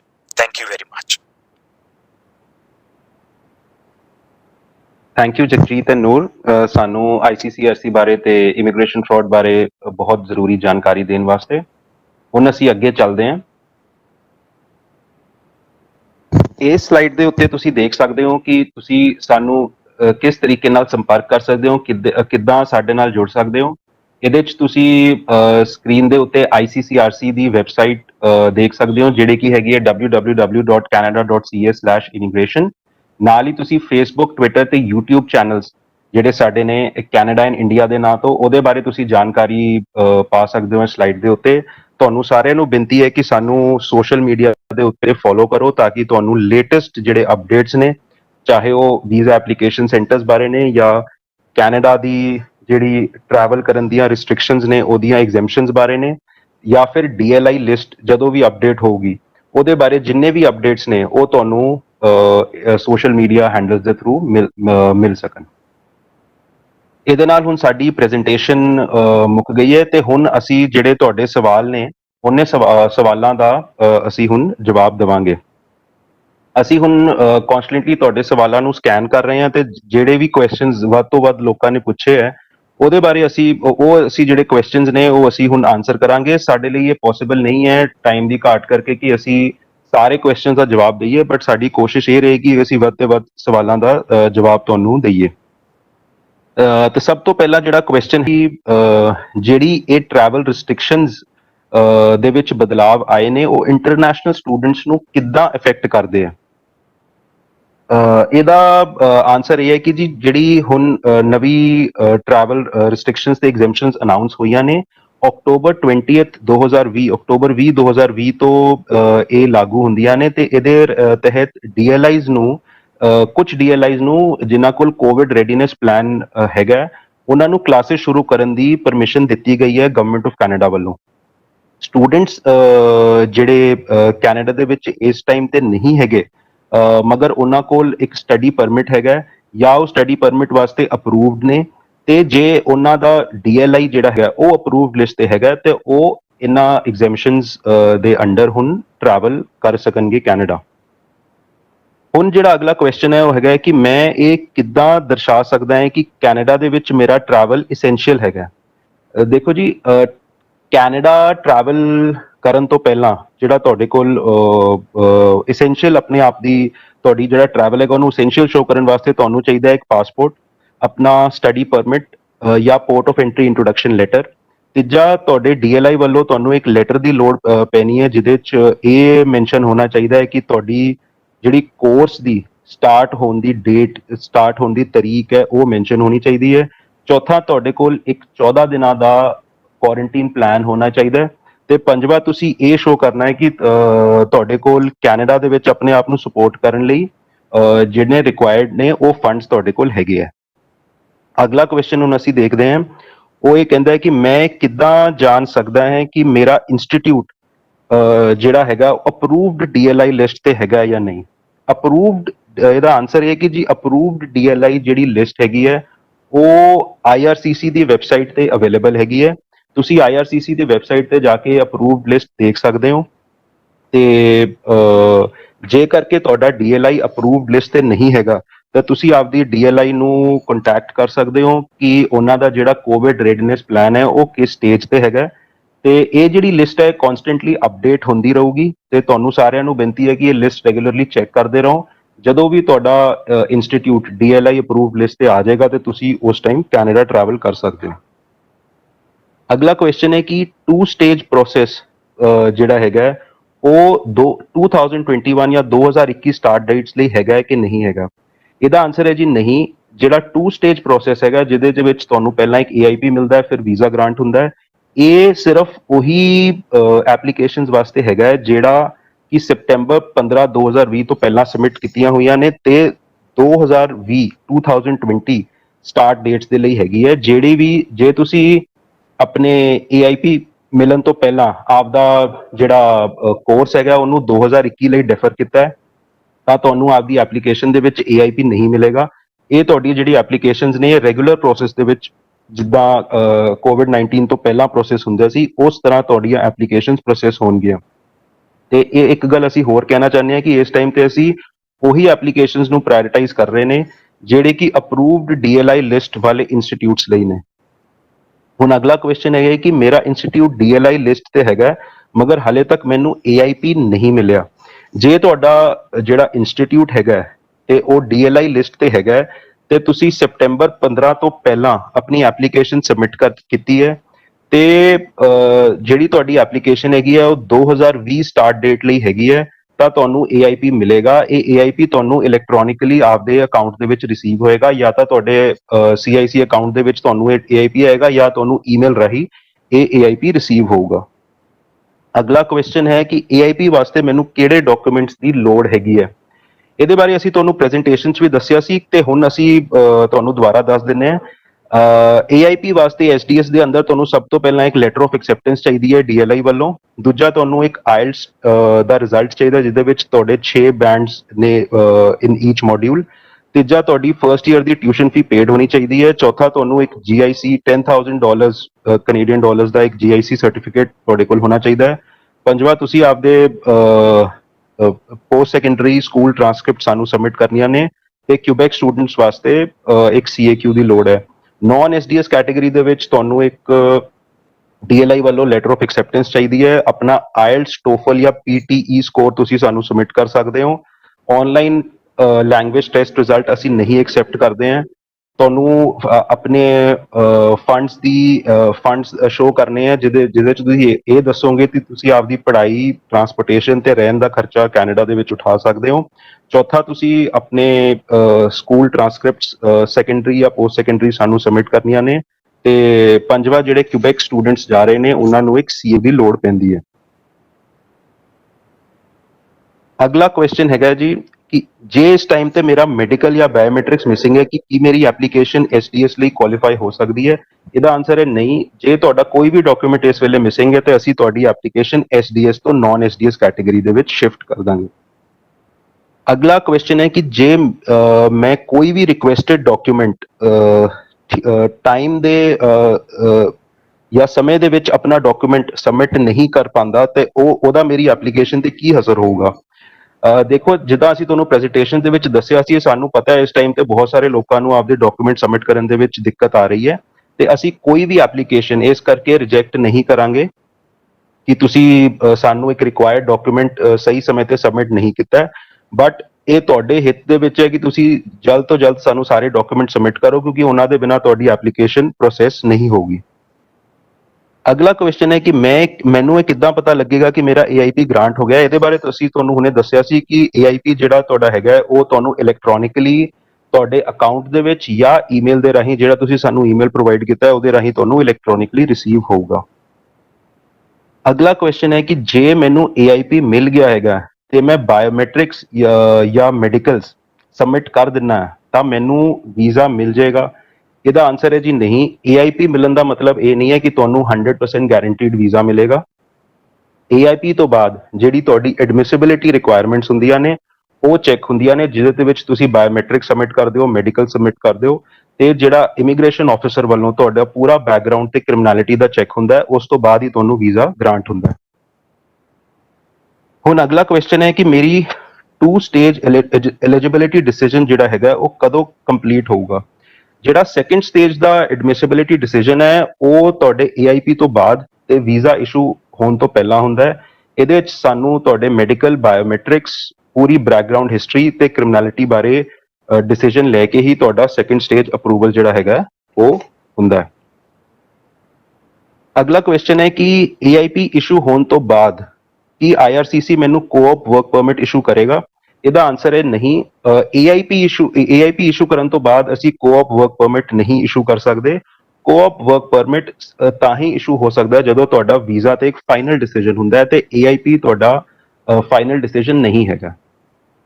ਅਗਲਾ ਕੁਐਸਚਨ ਹੈ ਜੀ, ਇਸ ਸਟੇਜ 2 ਅਪਰੂਵਲ ਵਾਸਤੇ ਮੈਨੂੰ ਕਿਹੜੀਆਂ ਚੀਜ਼ਾਂ ਦੀ ਲੋੜ ਹੈ? ਇਹਦੇ ਬਾਰੇ ਅਸੀਂ ਤੁਹਾਨੂੰ ਦੱਸ ਚੁੱਕੇ ਹਾਂ, ਫਿਰ ਦੁਬਾਰਾ ਅਸੀਂ ਰਿਪੀਟ ਕਰ ਦਿੰਦੇ ਹਾਂ। ਸਟੇਜ 2 ਅਪਰੂਵਲ ਵਾਸਤੇ ਤੁਹਾਨੂੰ ਲੋੜ ਪੈਂਦੀ ਹੈ ਬਾਇਓਮੈਟ੍ਰਿਕਸ ਦੀ, ਇਮੀਗ੍ਰੇਸ਼ਨ ਮੈਡੀਕਲ ਐਗਜ਼ਾਮ ਦੀ। ਤੁਸੀਂ ਟਰੂਥਫੁਲੀ ਤੇ ਸੱਚਾਈ ਨਾਲ ਸਾਰੇ ਸਵਾਲਾਂ ਦਾ ਆਨਸਰ ਦੇਣਾ ਹੈ। ਆਥੈਂਟਿਕ ਸਾਨੂੰ ਡਾਕੂਮੈਂਟ ਸਬਮਿਟ ਕਰਨੇ ਨੇ, ਸੱਚੇ ਡਾਕੂਮੈਂਟ ਸਬਮਿਟ ਕਰਨੇ ਨੇ ਤੇ ਆਪਦੀ ਪਿਛਲੇ 10 ਸਾਲਾਂ ਦੀ ਪੂਰੀ ਬੈਕਗ੍ਰਾਉਂਡ ਹਿਸਟਰੀ ਬਾਰੇ ਦੱਸਣਾ ਹੈ। ਇਹ ਸਾਰੀ ਚੀਜ਼ਾਂ ਦੀ ਤੁਹਾਨੂੰ ਲੋੜ ਪੈਂਦੀ ਹੈ ਸਟੇਜ 2 ਅਪਰੂਵਲ ਦੇ ਵਾਸਤੇ।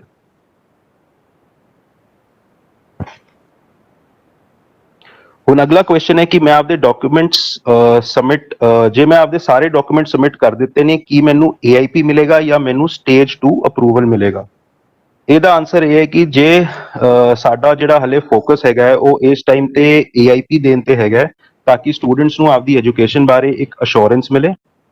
ਜਦੋਂ ਤੁਹਾਡੀ ਸਟੇਜ 2 ਦੀ ਐਲੀਜੀਬਿਲਿਟੀ ਪਾਸ ਹੋ ਜਾਊਗੀ ਤਾਂ ਤੁਹਾਡੇ ਕੋਲ ਇੱਕ ਲੈਟਰ ਰਿਸੀਵ ਹੋਊਗੀ ਪਾਸਪੋਰਟ ਸਬਮਿਟ ਕਰਨ ਦੇ ਵਾਸਤੇ। ਬਟ ਇਹ ਲੈਟਰ ਜਿਹੜੀ ਹੈਗੀ ਹੈ ਅਸੀਂ ਸਿਰਫ ਉਹਨਾਂ ਸਟੂਡੈਂਟਸ ਨੂੰ ਇਸ ਵੇਲੇ ਦੇ ਰਹੇ ਹਾਂ ਜਿਨ੍ਹਾਂ ਦਾ ਜਿਹੜਾ DLI ਹੈਗਾ ਉਹ ਅਪਰੂਵਡ ਲਿਸਟ ਤੇ ਹੈਗਾ। ਅਗਲਾ ਕੁਐਸਚਨ ਹੈ ਜੀ, ਕੀ ਮੈਂ ਆਪਦੀ ਆਨਲਾਈਨ ਕਲਾਸਿਸ AIP ਤੋਂ ਪਹਿਲਾਂ ਸ਼ੁਰੂ ਕਰ ਸਕਦਾ? ਇਹਦਾ ਆਨਸਰ ਹੈ ਯੈਸ। ਤੁਸੀਂ ਆਪਦੀ ਪੜ੍ਹਾਈ ਜਿਹੜੀ ਹੈਗੀ ਹੈ AIP ਮਿਲਣ ਤੋਂ ਪਹਿਲਾਂ ਵੀ ਸ਼ੁਰੂ ਕਰ ਸਕਦੇ ਹੋ ਤੇ ਜੇ ਤੁਸੀਂ ਇਦਾਂ ਕਰਦੇ ਹੋ, ਤੁਹਾਡੀ ਜਿਹੜੀ ਪੜ੍ਹਾਈ ਸ਼ੁਰੂ ਹੋਣ ਦਾ ਸਮਾਂ ਹੈ, ਚਾਹੇ ਉਹ AIP ਤੋਂ ਪਹਿਲਾਂ ਤੁਸੀਂ ਸ਼ੁਰੂ ਕੀਤੀ ਹੈ, ਉਹ ਤੁਹਾਡੇ PGWP ਲਈ ਗਿਣੀ ਜਾਊਗੀ। ਅਗਲਾ ਕੁਐਸਚਨ ਹੈ ਕਿ ਜੇ ਇੱਕ DLI ਨਾਲ ਆਨਲਾਈਨ ਪੜ੍ਹਾਈ ਸ਼ੁਰੂ ਕਰਨ ਤੋਂ ਬਾਅਦ ਮੇਰੀ ਐਪਲੀਕੇਸ਼ਨ ਰਿਫਿਊਜ਼ ਹੋ ਜਾਂਦੀ ਹੈ, ਕੀ ਮੇਰੀ ਟਿਊਸ਼ਨ ਫੀ ਰਿਫੰਡ ਹੋਊਗੀ?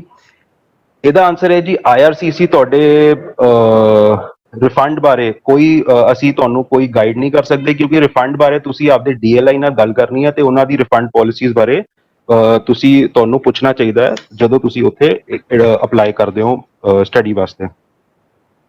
ਅਗਲਾ ਕੁਐਸਚਨ ਹੈ ਜੀ ਕਿ ਮੈਨੂੰ ਆਪਦੀ ਐਪਲੀਕੇਸ਼ਨ ਤੇ ਡਿਸੀਜਨ ਕਦੋਂ ਮਿਲੇਗਾ? ਇਹਦਾ ਆਨਸਰ ਇਹ ਹੈ ਕਿ ਦੇਖੋ, COVID-19 ਕਰਕੇ ਸਾਡੇ ਜਿਹੜੇ ਪ੍ਰੋਸੈਸਿੰਗ ਟਾਈਮਸ ਨੇ ਉਹ ਇਸ ਟਾਈਮ ਤੇ ਐਕਿਊਰੇਟ ਨਹੀਂ ਨੇ, ਤੇ ਸਾਡੇ ਜਿਹੜੇ ਇਸ ਟਾਈਮ ਤੇ ਕਾਫੀ ਜ਼ਿਆਦਾ ਪ੍ਰੋਸੈਸਿੰਗ ਡਿਲੇਜ਼ ਨੇ, ਤੇ ਤੁਹਾਨੂੰ ਆਪਦੀ ਐਪਲੀਕੇਸ਼ਨ ਨੂੰ ਲੈ ਕੇ ਪੇਸ਼ੈਂਟ ਹੋਣਾ ਪਏਗਾ। ਦੂਜਾ, ਅਸੀਂ ਇਹ ਕਹਿ ਰਹੇ ਹਾਂ ਕਿ ਬਾਰ-ਬਾਰ ਕਹਿ ਰਹੇ ਹਾਂ ਕਿ ਅਸੀਂ ਸਿਰਫ ਉਹਨਾਂ ਐਪਲੀਕੇਸ਼ਨਸ ਨੂੰ ਇਸ ਟਾਈਮ ਤੇ ਪ੍ਰਾਇੋਰਟਾਈਜ਼ ਕਰ ਰਹੇ ਨੇ ਜਿਹੜੀ ਉਹਨਾਂ DLIs ਵਾਸਤੇ ਨੇ ਜਿਹੜੇ ਕਿ ਅਪਰੂਵਡ DLI ਲਿਸਟ ਤੇ ਨੇ। ਇਹ ਜਿਹੜੀ ਲਿਸਟ ਹੈ ਕਨਸਟੈਂਟਲੀ ਅਪਡੇਟ ਹੁੰਦੀ ਰਹੂਗੀ, ਤੇ ਤੁਸੀਂ ਇਸ ਗੱਲ ਦਾ ਧਿਆਨ ਰੱਖਣਾ ਹੈ ਕਿ ਤੁਹਾਡਾ DLI ਲਿਸਟ ਤੇ ਆ ਗਿਆ ਹੈ ਕਿ ਨਹੀਂ ਆਇਆ। ਅਗਲਾ ਕੁਐਸਚਨ ਹੈ ਕਿ ਮੈਂ ਵੀਜ਼ਾ ਵਾਸਤੇ ਆਪਣਾ ਪਾਸਪੋਰਟ ਕਦੋਂ ਸਬਮਿਟ ਕਰਨਾ ਹੈ? ਵੀਜ਼ਾ ਵਾਸਤੇ ਤੁਸੀਂ ਆਪਦਾ ਪਾਸਪੋਰਟ ਤਦ ਸਬਮਿਟ ਕਰਨਾ ਹੈ ਜਦੋਂ ਤੁਹਾਡੇ ਕੋਲ ਇੱਕ ਨਵੀਂ 2-ਵੇ ਕੋਰੀਅਰ ਸਰਵਿਸ ਦੀ ਲੈਟਰ ਆਊਗੀ। ਇਹ ਤੁਸੀਂ ਇਸ ਗੱਲ ਦਾ ਧਿਆਨ ਰੱਖਣਾ ਹੈ ਕਿ ਜਿਹੜੀ ਪੁਰਾਣੀ ਪਾਸਪੋਰਟ ਸਬਮਿਸ਼ਨ ਲੈਟਰਸ ਹੈਗੀਆਂ ਨੇ, ਉਹਦੇ ਤਹਿਤ ਤੁਸੀਂ ਆਪਦਾ ਪਾਸਪੋਰਟ ਸਾਨੂੰ ਨਹੀਂ ਭੇਜਣਾ। ਜਦੋਂ ਤੁਹਾਨੂੰ ਇੱਕ ਨਵੀਂ 2-ਵੇ ਕੋਰੀਅਰ ਇੰਸਟਰਕਸ਼ਨ ਲੈਟਰ ਰਿਸੀਵ ਹੋਊਗੀ, ਉਸ ਤੋਂ ਬਾਅਦ ਹੀ ਤੁਸੀਂ ਸਾਨੂੰ ਆਪਣਾ ਪਾਸਪੋਰਟ ਭੇਜ ਸਕਦੇ ਹੋ। ਅਗਲਾ ਕੁਐਸਚਨ ਹੈ ਕਿ ਜੇ ਮੇਰਾ DLI ਅਪਰੂਵਡ ਲਿਸਟ ਤੇ ਹੈਗਾ ਤਾਂ ਮੈਨੂੰ ਕੋਈ ਐਡੀਸ਼ਨਲ ਡਾਕੂਮੈਂਟਸ DLI ਨੇ ਦੇਣੇ ਨੇ? ਇਹਦਾ ਆਨਸਰ ਹੈ ਕਿ ਜੀ ਜੇ ਤੁਹਾਡਾ DLI ਅਪਰੂਵਡ ਲਿਸਟ ਤੇ ਹੈਗਾ ਤੇ ਉਹਨਾਂ ਨੇ ਤੁਹਾਨੂੰ ਉਹ ਸਾਰੀ ਗਾਈਡੈਂਸ ਪ੍ਰੋਵਾਈਡ ਕਰਨੀ ਹੈ ਜਿਹੜੇ ਕਿ ਤੁਹਾਡੇ ਕੈਨੇਡਾ ਟਰੈਵਲ ਤੇ ਉੱਥੇ 14 ਦਿਨਾਂ ਦਾ ਕੁਆਰੰਟਾਈਨ ਕਰਨ ਵਾਸਤੇ ਜ਼ਰੂਰੀ ਹੈ। ਉਹ ਸਾਰੀ ਇਨਫੋਰਮੇਸ਼ਨ ਤੁਹਾਨੂੰ ਤੁਹਾਡੇ DLI ਨੇ ਦੇਣੀ ਹੈ। ਅਗਲਾ ਕੁਐਸਚਨ ਹੈ ਜੇ ਮੇਰਾ DLI ਮੈਨੂੰ ਇੱਕ ਨਵੀਂ LOA ਪ੍ਰੋਵਾਈਡ ਕਰੇਗਾ ਜਿਹਦੇ ਵਿੱਚ ਇਹ ਲਿਖਿਆ ਹੋਊਗਾ ਕਿ ਉਹ ਅਪਰੂਵਡ ਲਿਸਟ ਤੇ ਹੈਗਾ? ਇਹਦਾ ਆਨਸਰ ਹੈ ਜੀ ਨਹੀਂ, ਤੁਹਾਡਾ DLI ਕੋਈ ਨਵੀਂ LOA ਇਸ਼ੂ ਨਹੀਂ ਕਰੇਗਾ। DLI ਅਪਰੂਵਡ ਲਿਸਟ ਤੇ ਹੈਗਾ ਜਾਂ ਨਹੀਂ ਹੈਗਾ, ਇਹ ਤੁਸੀਂ ਪੁਸ਼ਟੀ ਕਰਨੀ ਹੈ ਆਪਣੇ ਆਪ IRCC ਦੀ ਵੈਬਸਾਈਟ ਤੇ ਜਾ ਕੇ DLI ਅਪਰੂਵਡ ਲਿਸਟ ਦੇ ਵਿੱਚ ਆਪਣਾ DLI ਤੁਸੀਂ ਚੈੱਕ ਕਰਨਾ। ਅਗਲਾ ਕੁਐਸਚਨ ਹੈ ਕਿ ਕੀ ਮੈਂ ਬਿਨਾਂ ਬਾਇਓਮੈਟ੍ਰਿਕਸ ਦੇ ਟਰੈਵਲ ਕਰ ਸਕਦਾ ਹਾਂ ਤੇ ਕੈਨੇਡਾ ਜਾ ਕੇ ਬਾਇਓਮੈਟ੍ਰਿਕਸ ਦੇ ਸਕਦਾ ਹਾਂ? ਇਹਦਾ ਆਨਸਰ ਹੈ ਜੀ ਨਹੀਂ, ਤੁਸੀਂ ਬਿਨਾਂ ਬਾਇਓਮੈਟ੍ਰਿਕਸ ਤੇ ਕਦੇ ਵੀ ਕੈਨੇਡਾ ਟਰੈਵਲ ਨਹੀਂ ਕਰ ਸਕਦੇ। ਚਾਹੇ ਤੁਹਾਡਾ DLI ਅਪਰੂਵਡ ਲਿਸਟ ਤੇ ਹੈਗਾ ਚਾਹੇ ਨਹੀਂ ਹੈਗਾ, ਬਿਨਾਂ ਬਾਇਓਮੈਟ੍ਰਿਕਸ ਤੇ ਤੁਸੀਂ ਆਪ ਦਾ ਨਾ ਤਾਂ ਸਾਨੂੰ ਪਾਸਪੋਰਟ ਸਬਮਿਟ ਕਰ ਸਕਦੇ ਹੋ, ਨਾ ਹੀ ਤੁਹਾਨੂੰ ਕੈਨੇਡਾ ਜਾਣ ਦੀ ਅਨੁਮਤੀ ਹੈਗੀ ਹੈ। ਅਗਲਾ ਕੁਐਸਚਨ ਹੈ ਕਿ ਮੇਰਾ DLI ਹਲੇ ਅਪਰੂਵਡ ਲਿਸਟ ਤੇ ਨਹੀਂ ਹੈਗਾ, ਕੀ ਇਹ ਲਿਸਟ ਦੇ ਵਿੱਚ ਹੋਰ DLIs ਐਡ ਹੋਣਗੇ? ਹਾਂਜੀ, ਇਹਦੇ ਬਾਰੇ ਮੈਂ ਤੁਹਾਨੂੰ ਦੱਸਿਆ ਹੈ। ਜੇ ਤੁਹਾਡਾ DLI ਇਸ ਵੇਲੇ ਅਪਰੂਵਡ ਲਿਸਟ ਤੇ ਨਹੀਂ ਹੈਗਾ, ਤੁਸੀਂ ਆਪਦੀ DLI ਨਾਲ ਗੱਲ ਕਰ ਸਕਦੇ ਹੋ ਕਿ ਉਹਨਾਂ ਦਾ ਜਿਹੜਾ ਕੋਵਿਡ ਰੈਡੀਨੈਸ ਪਲਾਨ ਹੈ ਉਹ ਕਿਸ ਸਟੇਜ ਤੇ ਪਹੁੰਚਿਆ ਹੈ, ਤੇ ਜਿਹੜੀ ਇਹ ਲਿਸਟ ਹੈ ਕਨਸਟੈਂਟਲੀ ਅਪਡੇਟ ਹੁੰਦੀ ਰਹੂਗੀ। ਜਦੋਂ ਵੀ ਇਹ ਲਿਸਟ ਅਪਡੇਟ ਹੋਊਗੀ, ਅਸੀਂ ਆਪਦੇ ਸੋਸ਼ਲ ਮੀਡੀਆ ਚੈਨਲਸ ਦੇ ਉੱਤੇ ਇਹਦੇ ਬਾਰੇ ਜਾਣਕਾਰੀ ਦੇਵਾਂਗੇ ਕਿ ਤੁਸੀਂ ਜਾ ਕੇ ਚੈੱਕ ਕਰ ਸਕਦੇ ਹੋ ਕਿ ਤੁਹਾਡਾ ਲਿਸਟ ਜਿਹੜਾ ਇੰਸਟੀਚਿਊਟ ਹੈ ਉਹ DLI ਲਿਸਟ ਤੇ ਆਇਆ ਹੈ ਕਿ ਨਹੀਂ ਆਇਆ। ਅਗਲਾ ਕੁਐਸਚਨ ਹੈ ਜੀ ਮੇਰਾ DLI ਅਪਰੂਵਡ ਲਿਸਟ ਤੇ ਹੈਗਾ ਮਗਰ ਮੇਰੀਆਂ ਕਲਾਸਾਂ ਹਲੇ ਵੀ ਆਨਲਾਈਨ ਚੱਲ ਰਹੀਆਂ ਨੇ, ਕੀ ਮੈਂ ਕੈਨੇਡਾ ਜਾ ਸਕਦਾ? ਇਹਦਾ ਆਨਸਰ ਹੈ ਜੀ ਯੈਸ, ਰਿਗਾਰਡਲੈਸ ਕਿ ਤੁਹਾਡੀਆਂ ਕਲਾਸਾਂ ਆਨਲਾਈਨ ਚੱਲ ਰਹੀਆਂ ਨੇ ਜਾਂ ਇਨ ਕਲਾਸ ਚੱਲ ਰਹੀਆਂ ਨੇ, ਨਵੀਂ ਜਿਹੜੀ ਟਰੈਵਲ ਐਗਜ਼ੈਂਪਸ਼ਨਸ ਹੈ ਉਹਨਾਂ ਦੇ ਤਹਿਤ ਤੁਸੀਂ ਕੈਨੇਡਾ ਜਾ ਸਕਦੇ ਹੋ ਜੇਕਰ ਕਿ ਤੁਹਾਡਾ DLI ਅਪਰੂਵਡ ਲਿਸਟ ਤੇ ਹੈਗਾ। ਅਗਲਾ ਕੁਐਸਚਨ ਹੈ ਕਿ ਕੀ ਮੈਂ ਇੱਕ ਆਨਲਾਈਨ ਲੈਂਗੁਏਜ ਟੈਸਟ ਦਾ ਰਿਜ਼ਲਟ ਸਬਮਿਟ ਕਰ ਸਕਦਾ ਹਾਂ? ਇਹਦਾ ਆਨਸਰ ਹੈ ਜੀ ਨਹੀਂ, ਤੁਸੀਂ ਆਨਲਾਈਨ ਲੈਂਗੁਏਜ ਟੈਸਟ ਜਿਹੜਾ ਹੈਗਾ ਉਹ IRCC ਐਕਸੈਪਟ ਨਹੀਂ ਕਰਦੀ ਹੈ। ਅਗਲਾ ਕੁਐਸਚਨ ਹੈ ਮੇਰਾ IELTS ਸਕੋਰ ਐਕਸਪਾਇਰ ਹੋ ਗਿਆ ਹੈ ਜਾਂ ਹੋਣ ਵਾਲਾ ਹੈ, ਮੈਂ ਇਸ ਸਿਚੁਏਸ਼ਨ ਦੇ ਵਿੱਚ ਕੀ ਕਰ ਸਕਦਾ ਹਾਂ? ਦੇਖੋ, ਸਾਨੂੰ ਪਤਾ ਹੈ ਕਿ ਇਸ ਟਾਈਮ ਤੇ ਤੁਹਾਨੂੰ IELTS ਦੇਣ ਦੇ ਵਿੱਚ ਦਿੱਕਤ ਹੋ ਰਹੀ ਹੈ ਤੇ ਅਸੀਂ ਉਹ ਸਾਰੇ IELTS ਸਕੋਰ ਐਕਸੈਪਟ ਕਰ ਰਹੇ ਹਾਂ ਜਿਹੜੇ ਕਿ ਐਪਲੀਕੇਸ਼ਨ ਸਬਮਿਟ ਕਰਨ ਦੇ ਟਾਈਮ ਤੇ ਵੈਲਿਡ ਸੀਗੇ। ਜੇ ਉਹ ਬਾਅਦ ਚ ਐਕਸਪਾਇਰ ਵੀ ਹੋ ਜਾਂਦੇ ਅਸੀਂ ਤਾਂ ਵੀ ਉਹਨਾਂ ਨੂੰ ਐਕਸੈਪਟ ਕਰ ਰਹੇ ਹਾਂ ਜੇ ਡੇਟ ਆਫ ਐਪਲੀਕੇਸ਼ਨ ਤੇ ਉਹ ਸਕੋਰਸ ਵੈਲਿਡ ਸੀਗੇ। ਨੈਕਸਟ ਕੁਐਸਚਨ ਹੈ ਕਿ ਕੀ ਮੈਂ PTE ਸਕੋਰ ਸਬਮਿਟ ਕਰ ਸਕਦਾ ਹਾਂ? ਨੌਨ SDS ਕੈਟਾਗਰੀ ਦੇ ਵਿੱਚ IRCC PTE ਰਿਜ਼ਲਟ ਐਕਸੈਪਟ ਕਰ ਰਹੀ ਹੈ, ਬਟ ਤੁਹਾਨੂੰ ਇਹ ਬੇਨਤੀ ਹੈ ਕਿ ਤੁਸੀਂ ਜਿਹੜਾ ਪੀਟੀ ਦਾ ਸਕੋਰ ਹੈ ਉਹ ਸਾਨੂੰ ਪੀਟੀ ਪੋਰਟਲ ਦੇ ਰਾਹੀਂ ਸਬਮਿਟ ਕਰੋ। ਤੁਸੀਂ ਤੁਹਾਨੂੰ ਇਹ ਬੇਨਤੀ ਹੈ ਸਾਰਿਆਂ ਨੂੰ ਕਿ ਤੁਸੀਂ ਆਪਦਾ ਯੂਜ਼ਰ ਆਈਡੀ ਤੇ ਪਾਸਵਰਡ ਸਾਨੂੰ ਆਪਦੀ ਸਟੱਡੀ ਪਰਮਿਟ ਐਪਲੀਕੇਸ਼ਨ ਦੇ ਨਾਲ ਨਾ ਭੇਜੋ। ਅਗਲਾ ਕੁਐਸਚਨ ਹੈ ਜੀ, ਮੇਰੀ ਐਪਲੀਕੇਸ਼ਨ ਹਾਲੇ ਪੈਂਡਿੰਗ ਹੈ, ਜੇ ਮੈਂ ਆਪਦੀ ਪੜ੍ਹਾਈ ਡੈਫਰ ਕਰਦਾ ਤਾਂ ਇਹਦਾ ਤਾਂ ਕੀ ਹੋਊਗਾ? ਇਹਦਾ ਆਨਸਰ ਹੈ ਜੀ, ਤੁਸੀਂ ਆਪਦੀ ਪੜ੍ਹਾਈ ਡੈਫਰ ਕਰ ਸਕਦੇ ਹੋ, ਬਟ ਇਹਦੇ ਬਾਰੇ ਤੁਸੀਂ ਸਾਨੂੰ ਜਲਦ ਤੋਂ ਜਲਦ ਜਾਣਕਾਰੀ ਦਿਓ। ਜਦੋਂ ਵੀ ਤੁਸੀਂ ਆਪਦੀ ਪੜ੍ਹਾਈ ਡੈਫਰ ਕਰਦੇ ਹੋ, ਸਾਨੂੰ ਵੈਬ ਫਾਰਮ ਰਾਹੀਂ ਤੁਸੀਂ ਇੱਕ ਨਵੀਂ ਆਪਣੀ LOA ਸਾਨੂੰ ਸਬਮਿਟ ਕਰਨੀ ਹੈ। ਅਗਲਾ ਕੁਐਸਚਨ ਹੈ, ਮੈਨੂੰ ਆਪਦੀ ਪੜ੍ਹਾਈ ਸਟੱਡੀ ਪਰਮਿਟ ਦਾ ਅਪਰੂਵਲ ਮਿਲ ਗਿਆ ਹੈ, ਪਰ ਮੈਂ ਆਪਣੀ ਸਟੱਡੀਜ਼ ਡੈਫਰ ਕਰ ਦਿੱਤੀਆਂ ਨੇ, ਮੈਂ ਆਪਦਾ ਵੀਜ਼ਾ ਕਿਵੇਂ ਐਕਸਟੈਂਡ ਕਰ ਸਕਦਾ ਹਾਂ? ਇਸ ਕੇਸ ਦੇ ਵਿੱਚ ਤੁਹਾਨੂੰ ਇੱਕ ਫਰੈਸ਼ ਸਟੱਡੀ ਪਰਮਿਟ ਅਪਲਾਈ ਕਰਨਾ ਪੈਣਾ ਹੈ। ਸਟੱਡੀ ਪਰਮਿਟ ਐਕਸਟੈਂਸ਼ਨ ਸਿਰਫ ਉਹਨਾਂ ਸਟੂਡੈਂਟਸ ਵਾਸਤੇ ਨੇ ਜਿਹੜੇ ਕਿ ਆਲਰੇਡੀ ਕੈਨੇਡਾ ਦੇ ਵਿੱਚ ਨੇ। ਨੈਕਸਟ ਕੁਐਸਚਨ ਹੈ ਕਿ ਕੀ AIP ਮਿਲਣ ਤੋਂ ਬਾਅਦ ਮੈਂ ਆਪਣੀ ਸਟੱਡੀਜ਼ ਡੈਫਰ ਕਰ ਸਕਦਾ ਹਾਂ? ਇਹਦਾ ਆਨਸਰ ਹੈ ਜੀ ਯੈਸ, ਤੁਸੀਂ ਆਪਦੀ ਸਟੱਡੀਜ਼ AIP ਮਿਲਣ ਤੋਂ ਬਾਅਦ ਵੀ ਡੈਫਰ ਕਰ ਸਕਦੇ ਹੋ। ਇਹਦੇ ਬਾਰੇ ਤੁਹਾਨੂੰ ਸਾਨੂੰ ਜਾਣਕਾਰੀ ਦੇਣੀ ਪੈਣੀ ਹੈ। ਤੁਹਾਡੀ ਜਿਹੜੀ ਲੇਟੈਸਟ LOA ਹੈ ਉਹ ਤੁਸੀਂ ਵੈਬ ਫਾਰਮ ਰਾਹੀਂ ਸਾਨੂੰ ਸਬਮਿਟ ਕਰੋਗੇ। ਇਸ ਕੇਸ ਦੇ ਵਿੱਚ ਹੋ ਸਕਦਾ ਹੈ ਕਿ ਤੁਹਾਡੀ ਸਟੇਜ 1 ਦੀ ਜਿਹੜੀ ਅਸੈਸਮੈਂਟ ਹੈਗੀ ਹੈ ਉਹ ਦੁਬਾਰਾ ਹੋਵੇ, ਜੇਕਰ ਕਿ ਤੁਸੀਂ AIP ਤੋਂ ਬਾਅਦ ਆਪਦੀ ਸਟੱਡੀਜ਼ ਡੈਫਰ ਕਰਦੇ ਹੋ। ਅਗਲਾ ਕੁਐਸਚਨ ਹੈ ਜੀ, PGWP ਵਾਸਤੇ ਐਲੀਜੀਬਲ ਹੋਣ ਲਈ ਮੈਨੂੰ ਕਿੰਨੀ ਪੜ੍ਹਾਈ ਆਨਲਾਈਨ ਮੈਂ ਕਰ ਸਕਦਾ ਹਾਂ? PGWP ਵਾਸਤੇ ਐਲੀਜੀਬਲ ਹੋਣ ਲਈ ਤੁਸੀਂ 50% ਤੱਕ ਆਪਣੀ ਪੜ੍ਹਾਈ ਆਨਲਾਈਨ ਕਰ ਸਕਦੇ ਹੋ ਤੇ 50% ਜਿਹੜੀ ਪੜ੍ਹਾਈ ਹੈ ਉਹ ਤੁਹਾਨੂੰ ਕੈਨੇਡਾ ਦੇ ਵਿੱਚ ਕਰਨੀ ਪੈਣੀ ਹੈ। ਅਗਲਾ ਕੁਐਸਚਨ ਹੈ ਜੀ, ਮੈਂ ਫਾਲ 2020 ਸਮੈਸਟਰ ਤੋਂ ਪਹਿਲਾਂ ਹੀ ਆਪਦੀ 50% ਪੜ੍ਹਾਈ ਆਨਲਾਈਨ ਕੰਪਲੀਟ ਕਰ ਚੁੱਕਿਆ, ਕੀ ਮੈਨੂੰ PGWP ਮਿਲ ਸਕਦਾ ਹੈ?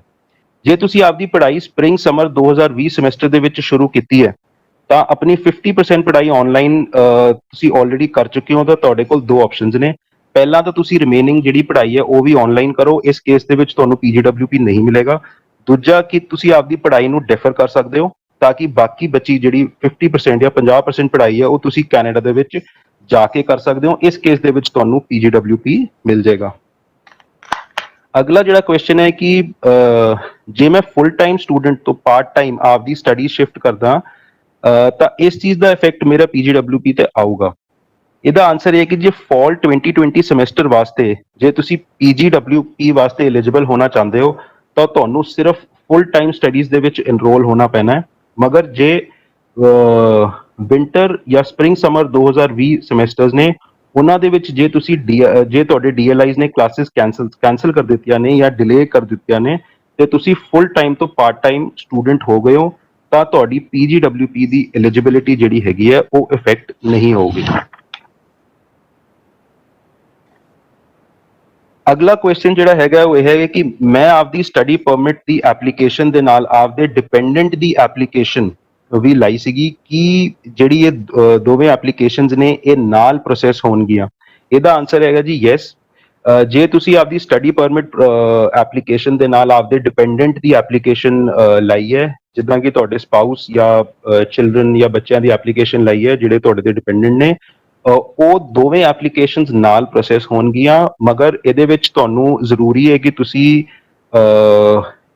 ਸਪੋਰਟਿੰਗ ਡਾਕੂਮੈਂਟਸ ਸਾਨੂੰ ਨਾਲ ਦਿਖਾਓ ਕਿ ਤੁਸੀਂ ਕਿੱਦਾਂ ਫਾਈਨੈਂਸ਼ੀਅਲੀ ਉਹਨਾਂ ਨੂੰ ਕੈਨੇਡਾ ਦੇ ਵਿੱਚ ਸਪੋਰਟ ਕਰੋਗੇ।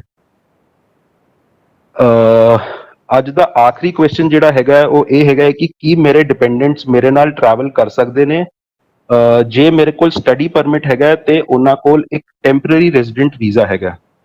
ਇਹਦਾ ਆਨਸਰ ਹੈ ਜੀ ਯੈਸ। ਜੇ ਤੁਹਾਡੇ ਕੋਲ ਸਟੱਡੀ ਪਰਮਿਟ ਹੈਗਾ ਤੇ ਤੁਹਾਡੇ ਡਿਪੈਂਡੈਂਟਸ ਕੋਲ ਇੱਕ ਟੈਂਪਰੇਰੀ ਰੈਜ਼ੀਡੈਂਟ ਵੀਜ਼ਾ ਹੈਗਾ, ਉਹ ਤੁਹਾਡੇ ਨਾਲ ਟਰੈਵਲ ਕਰ ਸਕਦੇ ਨੇ। ਮਗਰ ਉਹਨਾਂ ਨੂੰ ਇਹਦੇ ਵਾਸਤੇ ਇਹ ਜ਼ਰੂਰੀ ਹੈ ਕਿ ਉਹਨਾਂ ਦੀ ਜਿਹੜਾ ਟਰੈਵਲ ਹੈ, ਉਹਨਾਂ ਦੀ ਜਿਹੜੀ ਯਾਤਰਾ ਹੈ ਉਹ ਨਾਨ ਡਿਸਕ੍ਰਿਸ਼ਨਰੀ ਤੇ ਨਾਨ ਆਪਸ਼ਨਲ ਹੋਵੇ। ਜਿਹੜਾ ਸਟੱਡੀ ਪਰਮਿਟ ਹੋਲਡਰ ਹੈ ਉਹਨੂੰ ਸਪੋਰਟ ਕਰਨ ਵਾਸਤੇ ਹੀ ਤੁਹਾਡਾ ਜਿਹੜਾ ਡਿਪੈਂਡੈਂਟ ਨੇ ਉਹ ਤੁਹਾਡੇ ਨਾਲ ਟਰੈਵਲ ਕਰ ਸਕਦੇ ਨੇ। ਜਿੱਦਾਂ ਕਿ ਤੁਹਾਡੇ ਕੇਸ ਦੇ ਵਿੱਚ ਹੋ ਸਕਦਾ ਹੈ ਸਪਾਊਸ ਜਾਂ ਕਾਮਨ ਲਾਅ ਪਾਰਟਨਰ ਜਿਹੜੇ ਤੁਹਾਨੂੰ ਕੈਨੇਡਾ ਦੇ ਵਿੱਚ ਸਪੋਰਟ ਕਰਨ ਵਾਸਤੇ ਜਿਨ੍ਹਾਂ ਦੀ ਯਾਤਰਾ ਜ਼ਰੂਰੀ ਹੋ ਸਕਦੀ ਹੈ, ਜਾਂ ਇੱਕ ਮਾਈਨਰ ਜਿਹੜਾ ਚਾਈਲਡ ਹੈ ਜੋ ਉੱਥੇ ਪੜ੍ਹਨ ਜਾ ਰਿਹਾ ਹੈ ਸਟੱਡੀ ਪਰਮਿਟ ਤੇ ਉਹਨਾਂ ਦੇ ਪੇਰੈਂਟਸ ਉਹਨਾਂ ਦੇ ਨਾਲ ਜਾ ਸਕਦੇ ਨੇ। ਇੱਕ TRV ਹੋਲਡਰ ਜਾਂ ਟੈਂਪਰੇਰੀ ਰੈਜ਼ੀਡੈਂਟ ਹੋਲਡਰ ਨੂੰ ਕੈਨੇਡਾ ਟਰੈਵਲ ਕਰਨ ਵਾਸਤੇ ਇੱਕ ਆਥੋਰਾਈਜੇਸ਼ਨ ਦੀ ਲੋੜ ਪੈਂਦੀ ਹੈ। ਇਹ ਆਥੋਰਾਈਜੇਸ਼ਨ ਤੁਸੀਂ IRCC ਦੇ ਟਰੈਵਲ ਐਗਜ਼ੈਂਪਸ਼ਨ ਮੇਲ ਬਾਕਸ ਨੂੰ ਲਿਖ ਕੇ ਲੈ ਸਕਦੇ ਹੋ। ਤੇ ਇੱਕ ਗੱਲ ਦਾ ਤੁਸੀਂ ਹੋਰ ਧਿਆਨ ਰੱਖਣਾ ਹੈ ਕਿ ਤੁਹਾਡੇ ਨਾਲ ਜਿਹੜਾ ਤੁਹਾਡਾ ਡਿਪੈਂਡੈਂਟ ਜਾ ਰਹੇ ਨੇ, ਤੁਸੀਂ ਦੋਵਾਂ ਨੂੰ ਜਾਂ ਜਿੰਨੇ ਵੀ ਡਿਪੈਂਡੈਂਟਸ ਜਾਂ ਸਟੱਡੀ ਪਰਮਿਟ ਹੋਲਡਰਸ ਜਾ ਰਹੇ ਨੇ, ਸਾਰਿਆਂ ਨੂੰ ਕੈਨੇਡਾ ਪਹੁੰਚ ਕੇ 14 ਦਿਨਾਂ ਦਾ ਕੁਆਰੰਟੀਨ ਕਰਨਾ ਬਹੁਤ ਹੀ ਜ਼ਿਆਦਾ ਜ਼ਰੂਰੀ ਹੈਗਾ ਤੇ ਤੁਸੀਂ ਕੁਆਰੰਟੀਨ ਪਲਾਨ ਦਾ ਉਲੰਘਣ ਨਹੀਂ ਕਰ ਸਕਦੇ। ਇਹਦੇ ਨਾਲ ਸਾਡਾ ਅੱਜ ਦਾ ਜਿਹੜਾ ਵੈਬੀਨਾਰ ਹੈ ਉਹ ਸਮਾਪਤ ਹੁੰਦਾ ਹੈ।